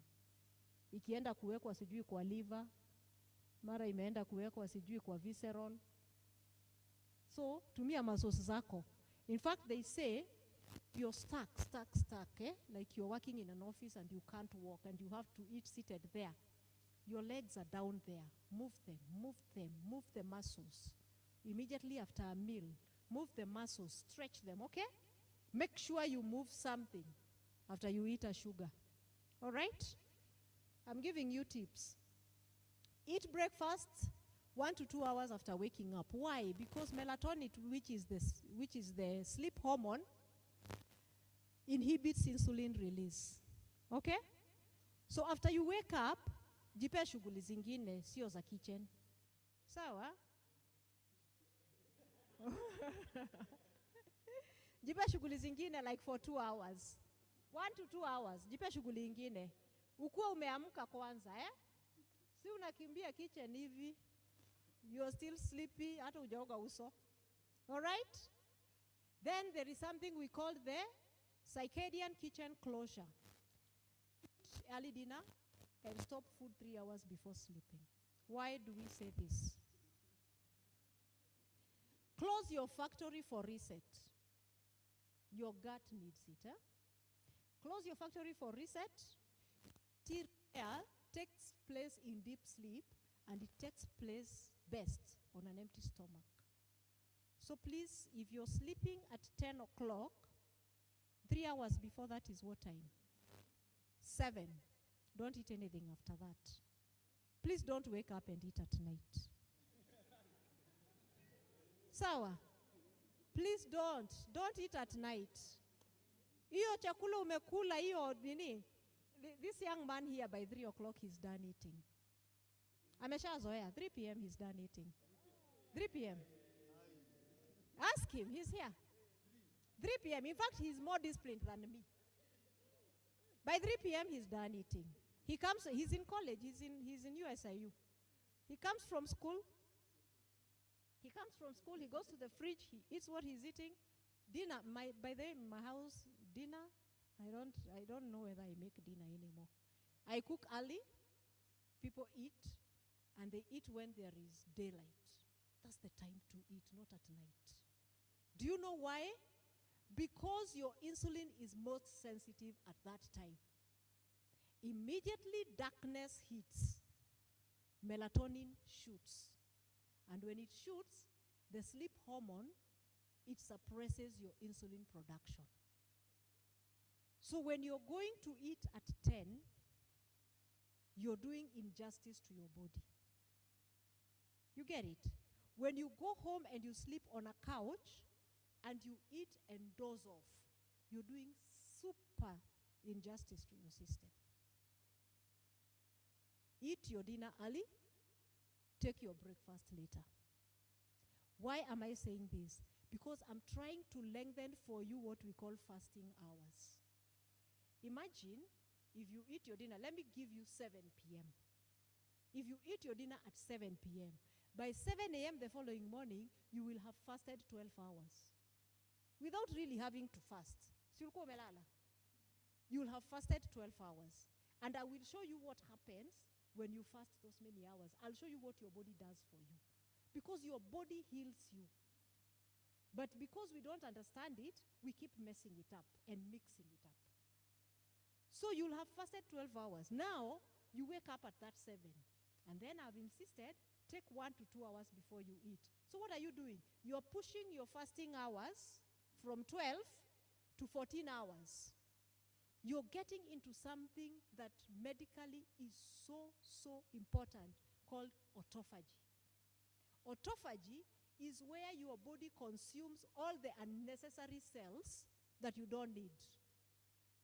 Your body inaendanga kwa liver, inavuruta ile skari. Inakuja kwa visceral, inavuruta skari. By the time you're doing 14 hours, 15 hours, your body is already now pulling toxins. Because it wants to eat. You need energy. You're still breathing. Your heart is still beating. Your body is looking for something. So autophagy is when now your body starts taking the debris. It starts taking the poison that would have poisoned you. So instead of you hating me because nimekuambia ukae siku mbili hujakula, why don't you utilize the night hours? All right? Eat early, dinner, and late breakfast, and give your body time to heal you. You get it? Are we together? Am I making sense? Eat food in the right order. What do I mean? Right here, this is the stomach. You saw it in the other diagram. And I talked about this thing here called the pyloric. Oh my goodness. Oh, Now I'm lost. I keep there. I talked about the pyloric here. The pyloric is a muscle and it shuts. Now, let me tell you the secret here. If you eat mandazi na chai, you know what happens? The pyloric just gapes. And they just go right into the duodenum or into the small intestine. And then you know what? They are digested and absorbed within the first 5 meters of your gut. Your gut is the first 5 feet. Your gut is 30 feet long. Okay? So when you eat these fast foods, within the first 5 feet, umeabsorb ile chakula imeisha. All right? So what happens? That's why you're hungry after 2 hours. Why? Because your satiety center is below 20 feet down. So tumbo yako haikuambiangi umeshiba. Ni sugar rush unasikianga and then you think you're full. But you've already absorbed all you have eaten within 5 feet of your intestines. And after you have absorbed that, within 2 hours you'll be hungry. And that is why chai na mandazi, ukifika hapa tena chai na mandazi, ukifika pande ingine mchele na chapati. Why? These things, you are opening this sphincter and you are absorbing that even before the satiety hormones down here have been told you've eaten anything. So what happens when I say take food in the right order? When you take food in that order, you apply something we call the ileal brake.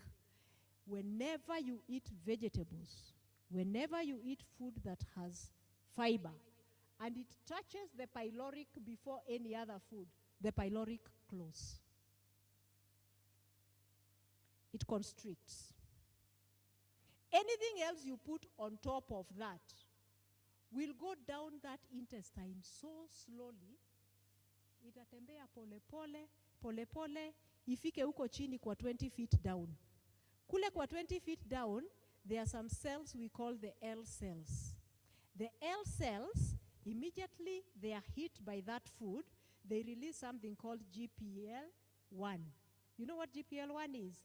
Mnajua zile madawa watu wameanza kujidunga ndio wakonde? They contain GPL1. The L cells release the GPL1, and that is the satiety hormone. That is the hormone that tells you you are full. Okay? So if you get used to vegetables, proteins, alafu hizo starch zako, zirushe hapo, you will realize you will not need that food after 2 hours. Your stomach will remain full.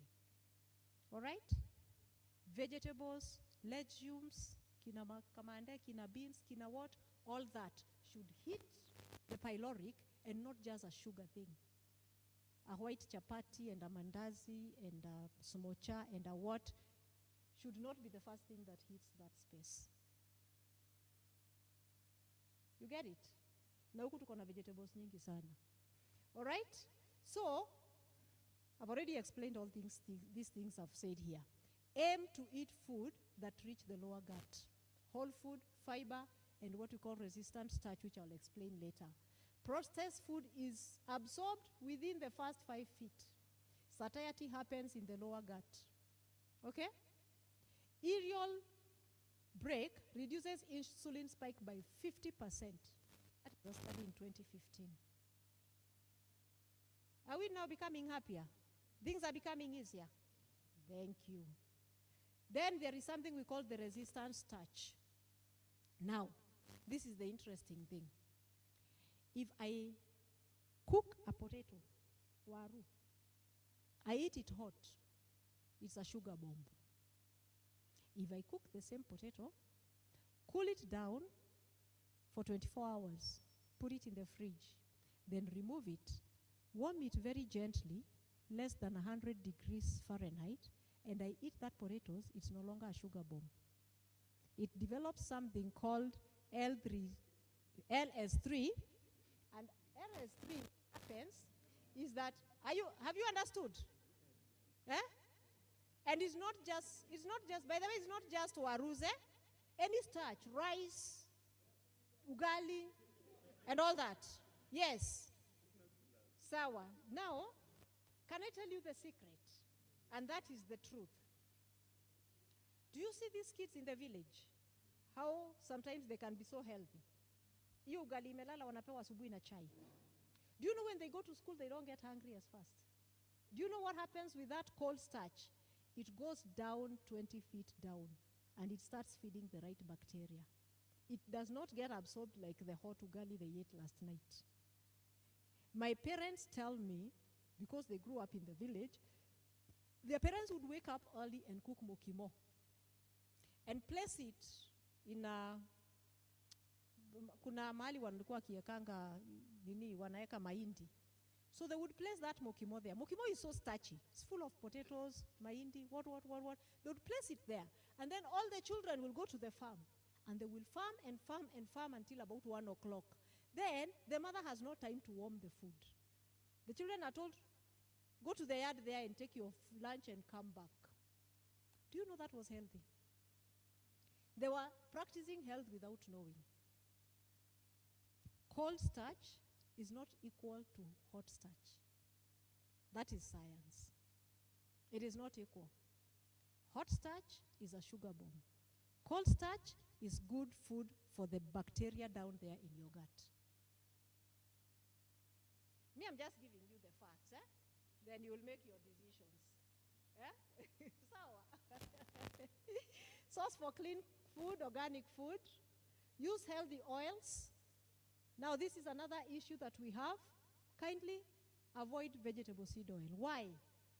Because it's extracted through industrial process, and it increases inflammation and reduces your good cholesterol. What are vegetable seed oils? Can I show you what they are? Unaona hizi? Hapa zote hizi. This is poison sitting right here. Deep frying, all this, eh? All this. And nowadays, go to the supermarket. I took this in a supermarket, eh? Ebwenda kwa supermarket hizi uone, wamekuwekea vegetable seed oil hapa, alafu hizi zimewekwa kwa kona moja. They are more expensive, but they are the option. Easy. Olive oil. Hakuna kimbo, hii ni ghee. This is ghee. Huku kimbo iko huku. Kimbo iko huku. Huku ghee.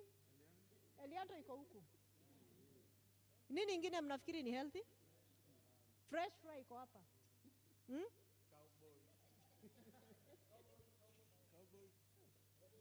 Iko hapo. Everything you know. Now you know why we are so sick, eh? Yeah? Now do you appreciate? Do you appreciate why we are so sick?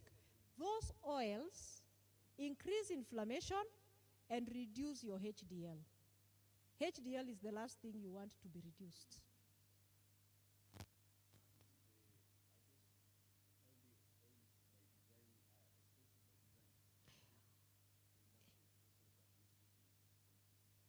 Now, the issue is, first of all, you know, I got surprised. Every supermarket you go, utakuta zimewekwa kando, pamoja.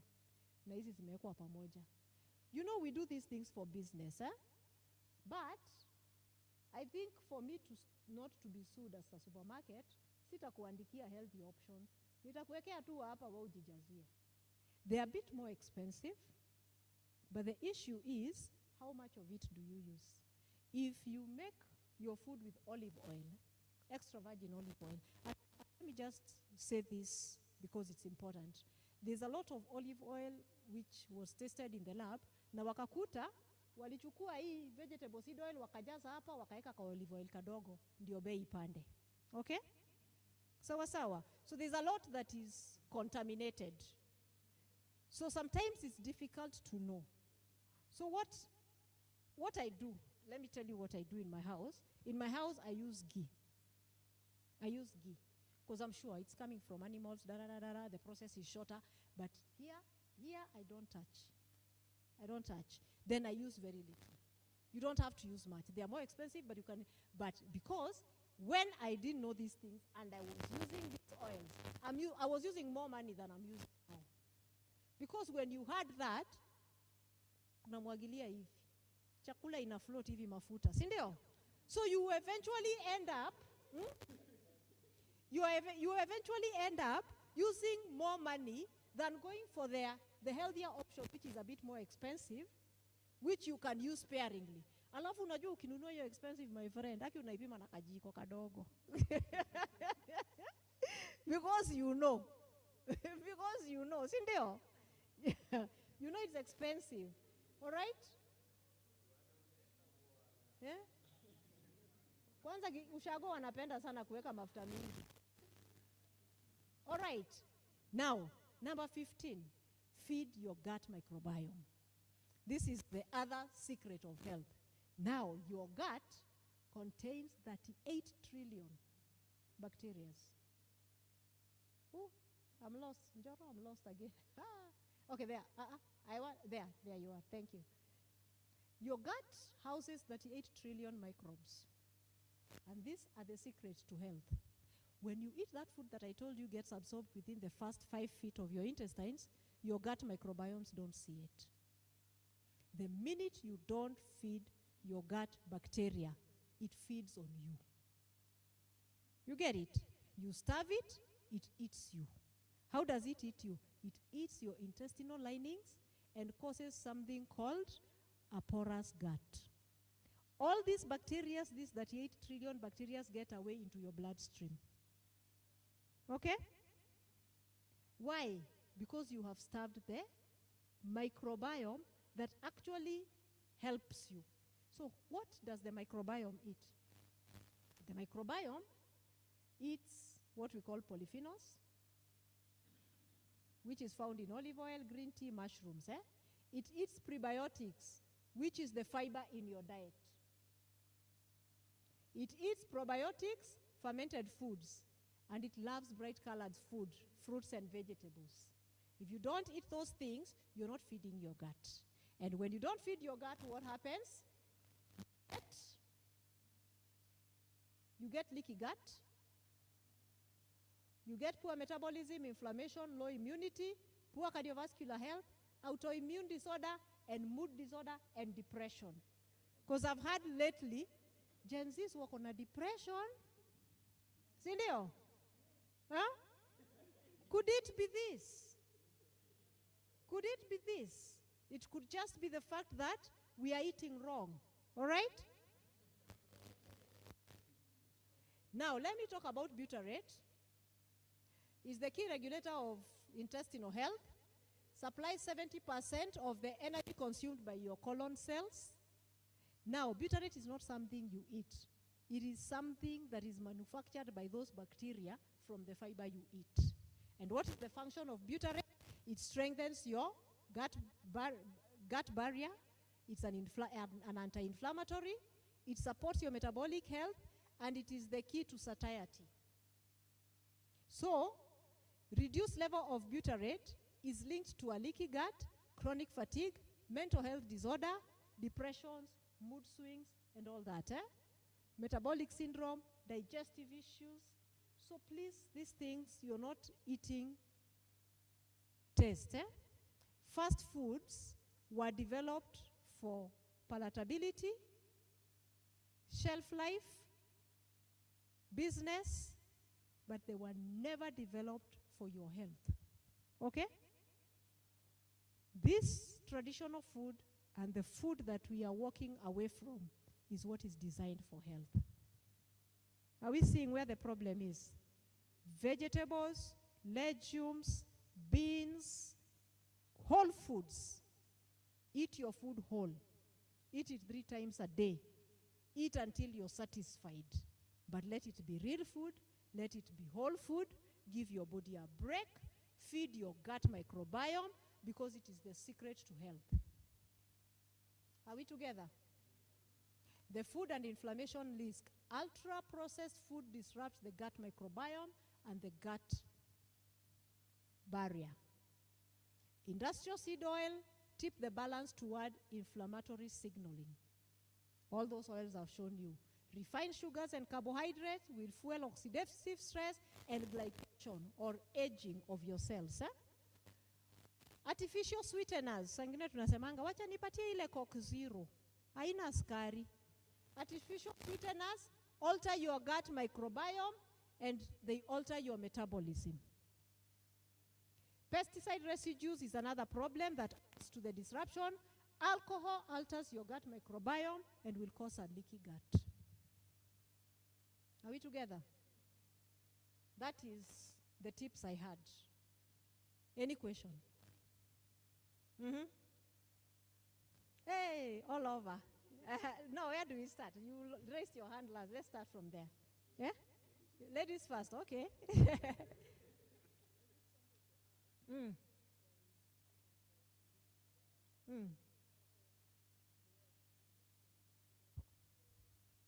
You have a microphone.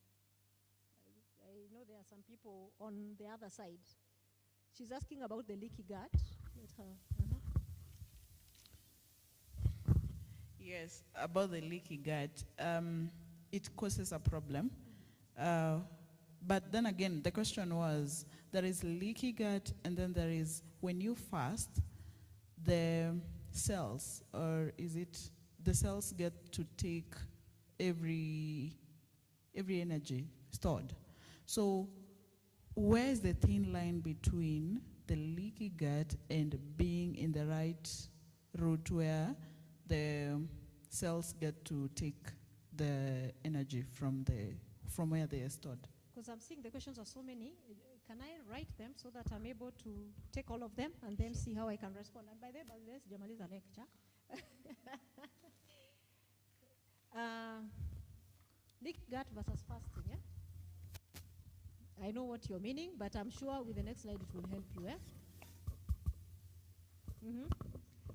Second question. Somebody can just organize the questions. Okay. Eh? Thank you, Daktari. What I was asking is about... okay, what I was asking was about sugars, fruits, and diet. So, tulikuwa tunaambiwanga kitambo that kuna good sugars, not kitambo, but recently we've learned that there are healthy sugars and unhealthy sugars. And the fruits, we hear that the fruits are, we have sugary fruits, but we are told they are healthy sugars. How much is enough for that? How much fruit are enough? And how much fruits are enough? And Pia, because they are expensive, are there any other options of healthy sugars? And is honey a healthy sugar? Yeah. And how much honey is enough?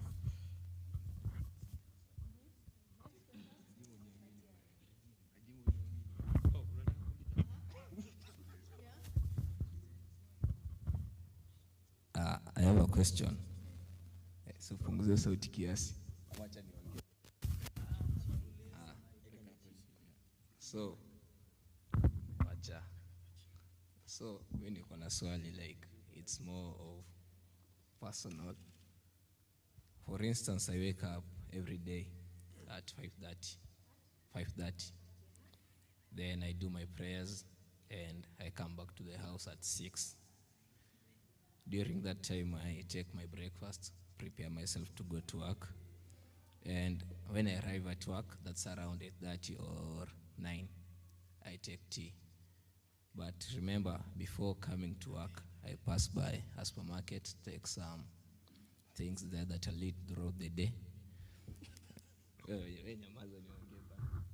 And then, after taking the tea that is provided in the office, I eat the snacks that I bought. I ate lunch at 1. I continue eating the snacks. Then jioni saa 10, I take tea that is there in the office, and then go somewhere there at a branch. Take maybe 1 bottle of beer, go home, drink coffee. That's around 7 and 8. I eat supper. Then now I maybe take a shower and continue working, maybe the work that I not finished in the office, is there any sickness that I'm likely to get apart from diabetes? And that's my circle is for Kua on Tuesdays now, because 1 or 2, yeah.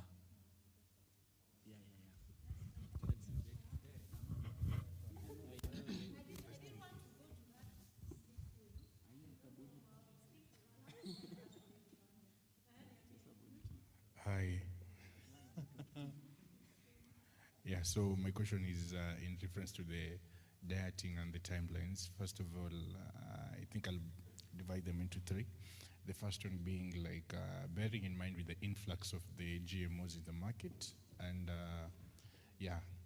and the, let's say, the advanced farming and agricultural practices which entails high consumption of chemicals, pesticide, and all that.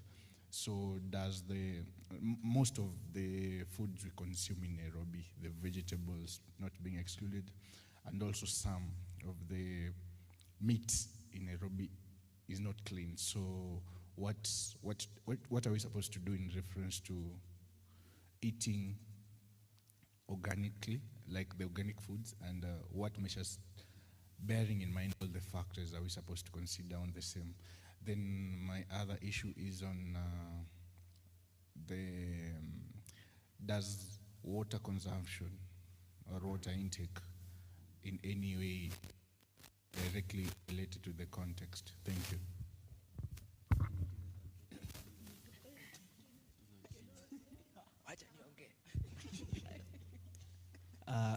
Hello. My question is, some people started living by themselves recently, and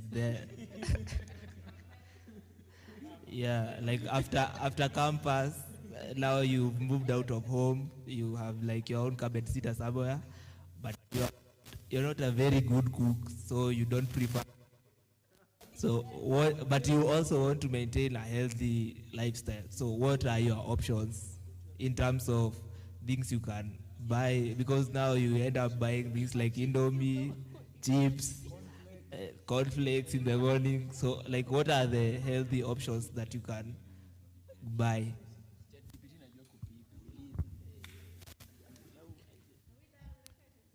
Mi nauliza, mi yangu ni peti. Sasa ukikula saa 9 mchana, utakula lini tena?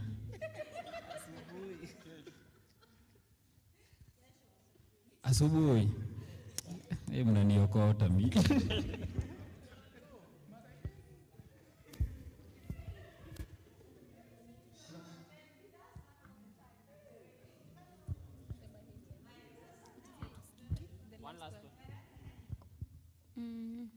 My question is about metabolism. Is it affected by genetics? Because some people find it hard to gain weight, some people find it hard to lose weight. Yeah.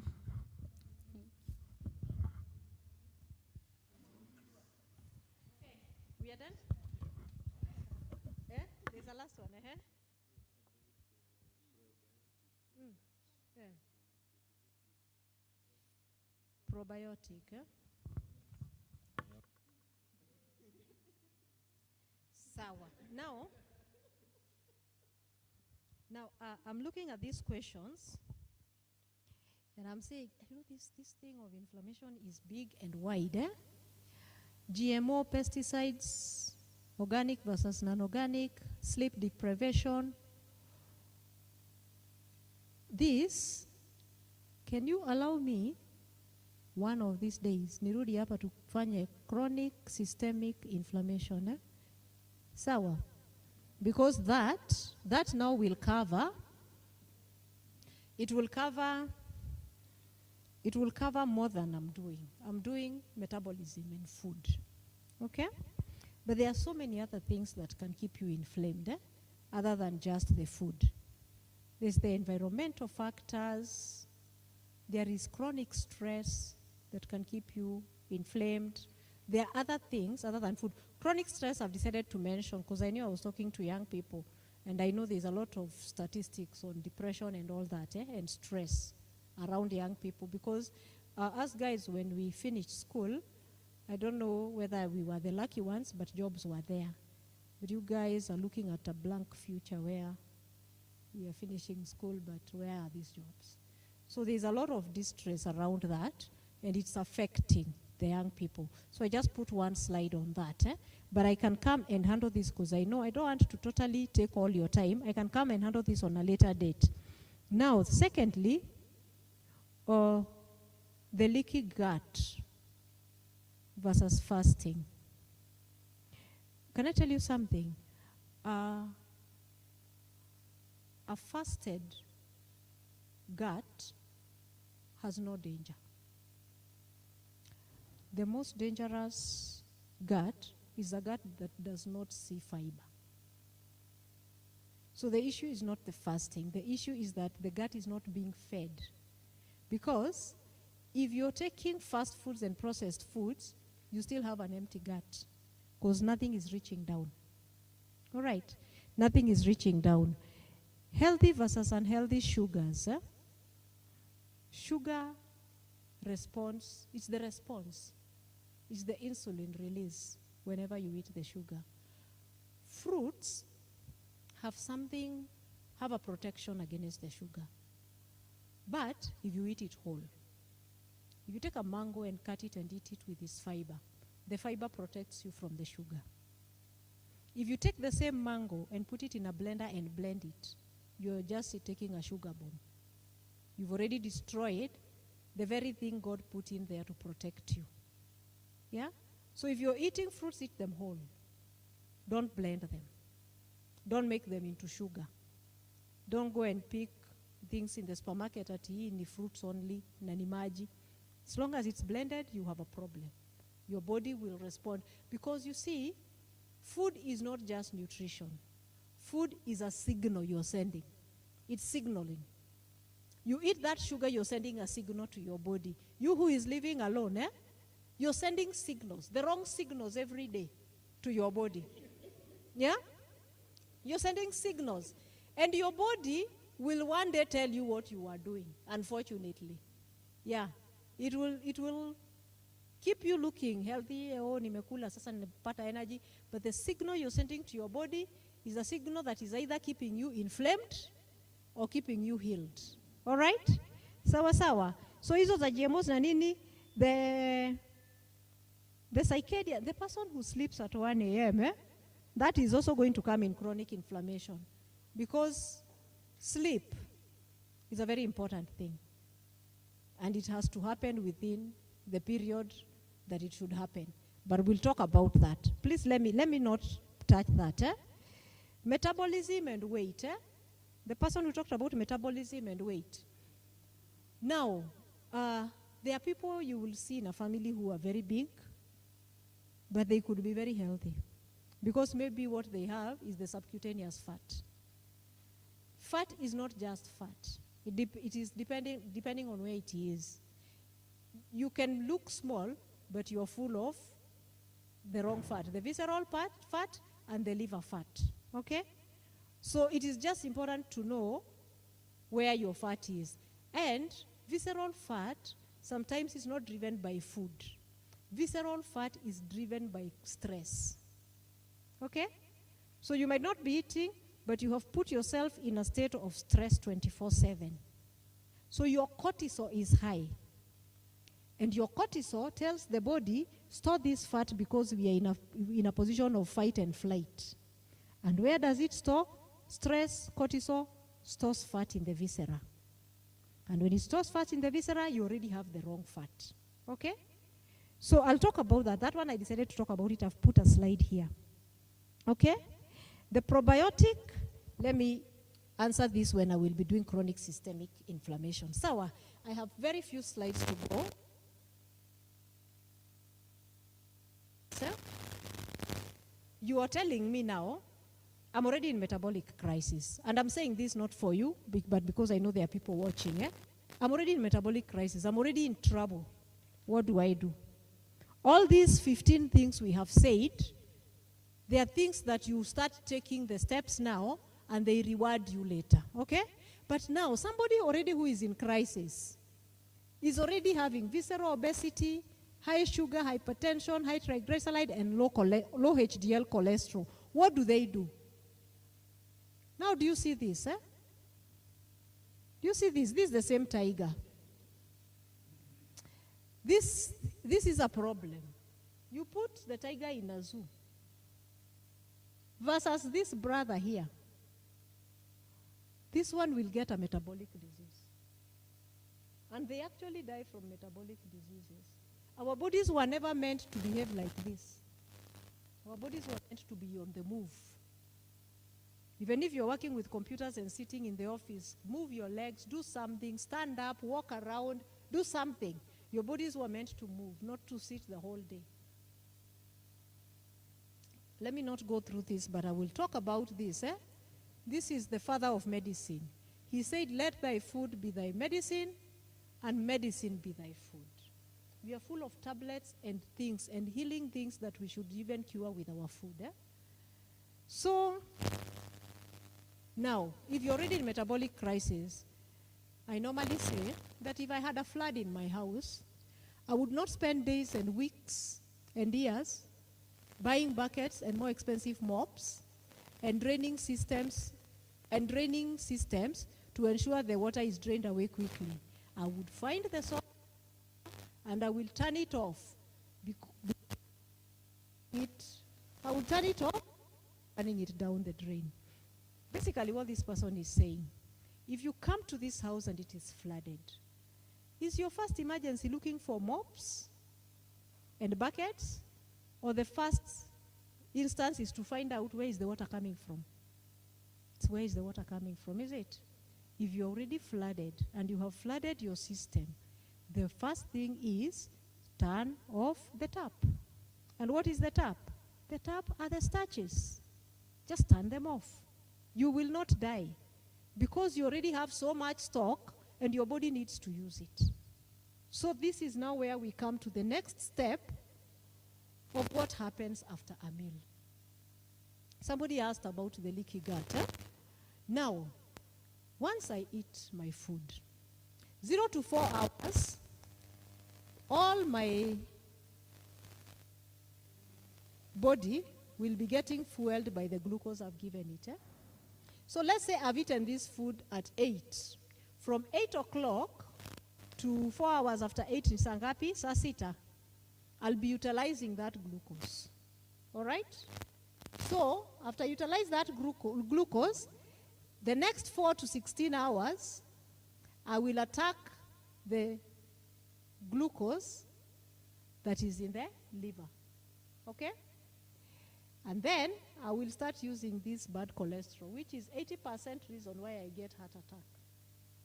All right? You get it? So, at this time, 4 to 16 hours after my meal, oh my goodness, what has happened? 4 to 16 hours after my meal, I'm trying to get the curse and then it's leaving. My insulin will have come down and my mTOR will have come down. mTOR is what breaks down proteins. It's the same thing as insulin for carbohydrates. So it will have come down between 4 to 16 hours. And at that time, I'll be fueling my body with glycogen, which is in the liver and in the visceral, and I will be using triglycerides. All right? If I have not eaten for 16 to 30 hours, I will send my body to what we call autophagy. And that is what I was telling you I normally try to achieve every day.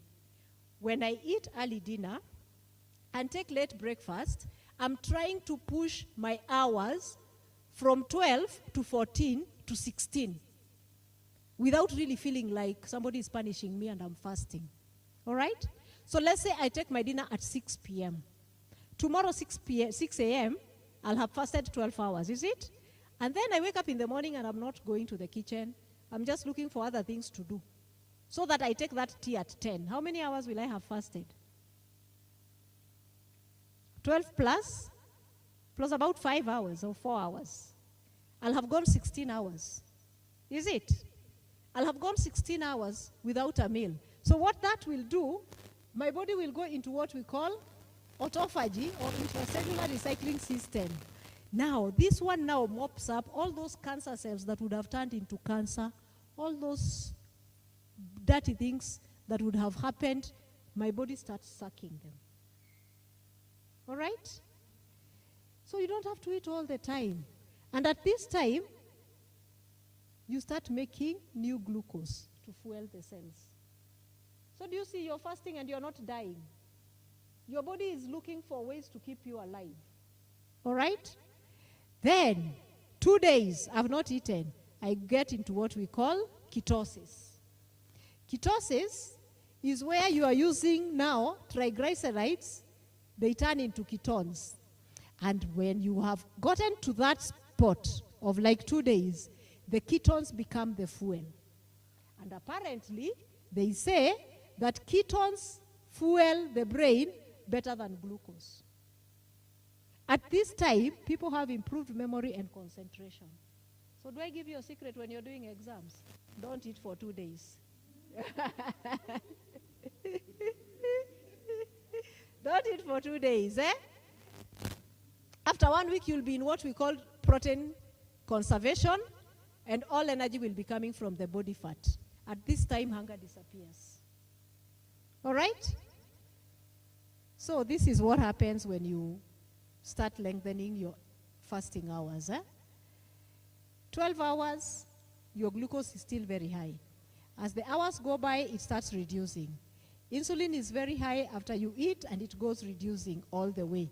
And then you get what we call this is the growth hormone. It is so low up here, but it increases as the hours go. Then ketones and autophagy. This is the secret to reversing metabolic diseases. That is the secret. In fact, they say most patients who are having chemotherapy, when they go into fasting, they respond to chemotherapy better. All right? Sawa sawa. Restricted eating, 12 hours eating, night fasting. You already send your body into using ketones. Yep, yeah, there you are. You send your body into utilizing ketones as the alternative fuel. Utilized by the body and the brain. Then you have what we call metabolic flexibility. It means my body now knows I can either use glucose or use ketones. I can use either of them. But some of us, our body does not even know there is ketones anywhere. Because every day there is a lot of glucose there to use. I need to challenge you to move from glucose metabolism to ketone metabolism. Because when you're using ketone, you're breaking down triglycerides, which is the most dangerous fat that will give you a heart issue. All right? Sawa. So, neurogenesis and neuroprotection with those number of hours of fasting. I'll leave these as notes, you can look at them. Then there's another one that I have tried and it works properly. What we call OMAD. 1 meal a day. 1 meal a day means that I am fasting 24 hours. And what benefits that give me? It gives me something called deep autophagy. The body becomes less wasteful. It recycles all the debris. It has high quality work, and it has attention to details. So if you can do this, I would encourage, especially if you're having an issue. And this 1 meal a day, please make it balanced and eat well. Okay? Yeah. Sawa sawa. Okay, I think I'm done.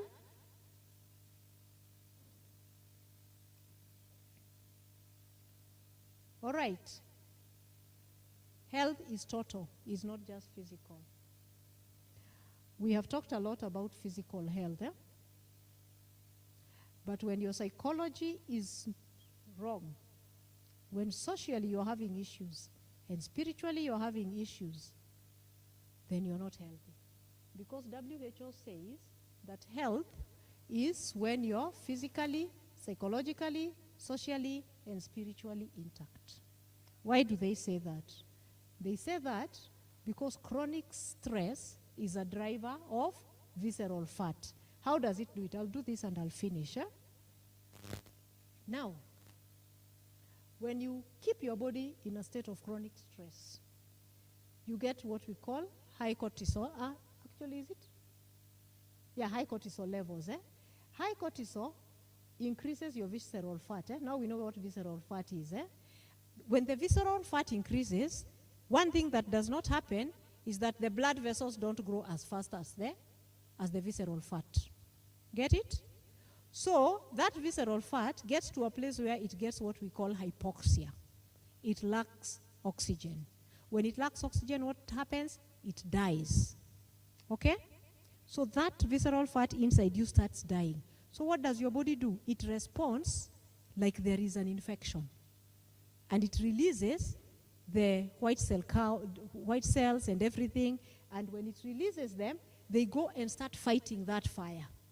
In the inside, you're feeling nothing, you're going on with your life, but you're already starting to get issues that are going to cause a lot of inflammation. So the immune system responds by producing inflammatory cytokines to control the dead tissues in your system. The ongoing hypoxia continues. So you have a wound in the inside that you don't know about. And these cytokines, they end up crossing what we call the brain barrier. When they cross the brain barrier, one thing they do, they cripple dopamine. What is dopamine? Dopamine is your engine for motivation and ambition. Dopamine is what makes you as a young person stay alert and ambitious and saying, I'm an engineer, I will get a job, I will build a house, I will get a wife, I will have all that. That is dopamine. When this visceral fat starts getting hypoxic and starts dying, the cytokines that are released to fight that damage go into your brain and block your dopamine production. So what does that do? It puts you down. Your moods change. You start getting depressed. Then you start wondering, what is happening to me? I don't want to wake up. I don't want to work. I have no motivation. Depression sets in. Many patients get into what we call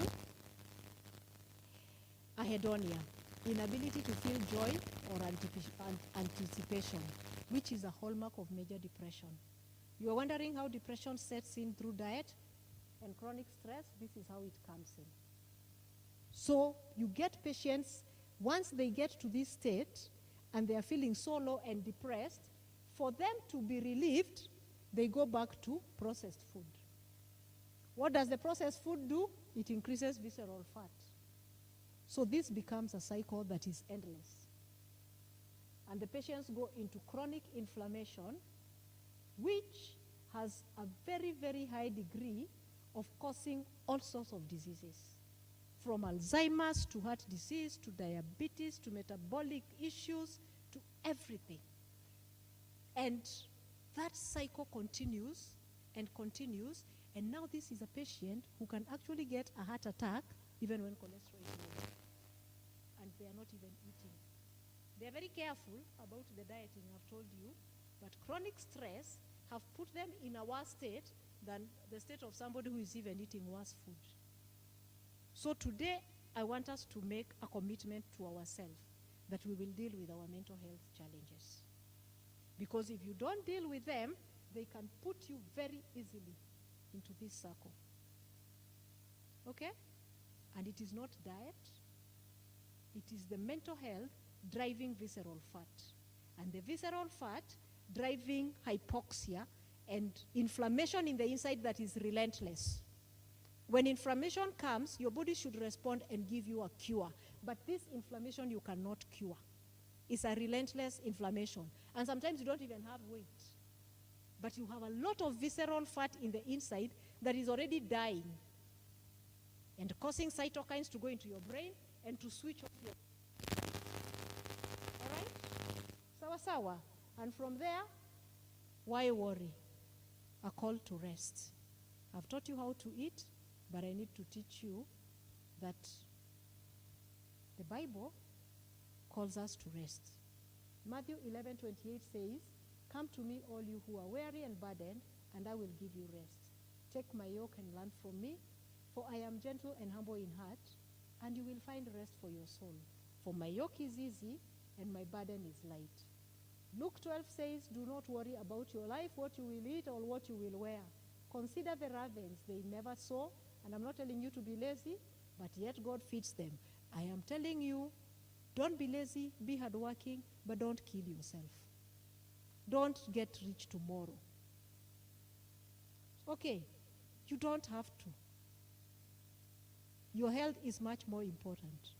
If you put yourself in a state of stress, you're sleeping at 2 a.m., you're looking for money, you're wondering how this life will become if I don't get a job, it will kill you. And Jesus asked, how many of you, even if you worry, can add 1 hour to your life? So as much as I'm teaching you the physical, I need to step into the spiritual and tell you that you need to trust God for your life, because worrying will not help you. Worrying will kill you. Okay? And it already has a way of killing you. It is there scientifically. It is not a theory. So sleep well, eat well, and live well, and be happy. Okay? Look for ways to be happy, and it's not through alcohol, but be happy. All right? Sawa sawa, I'm done.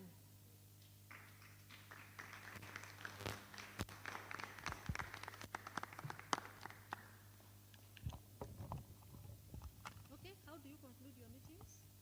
I hand back to the boss. Not the boss. So I think this was insightful, is it? Situmpigie makofi. Kidogo tu. Sijui nani anakuanga fiti kwa hii sector. Maybe just before we do or let's do this, we can start with the comments and then we tumalize na makofi, si ndio? So I want to ask two guests to just come in and waseme kitu, maybe what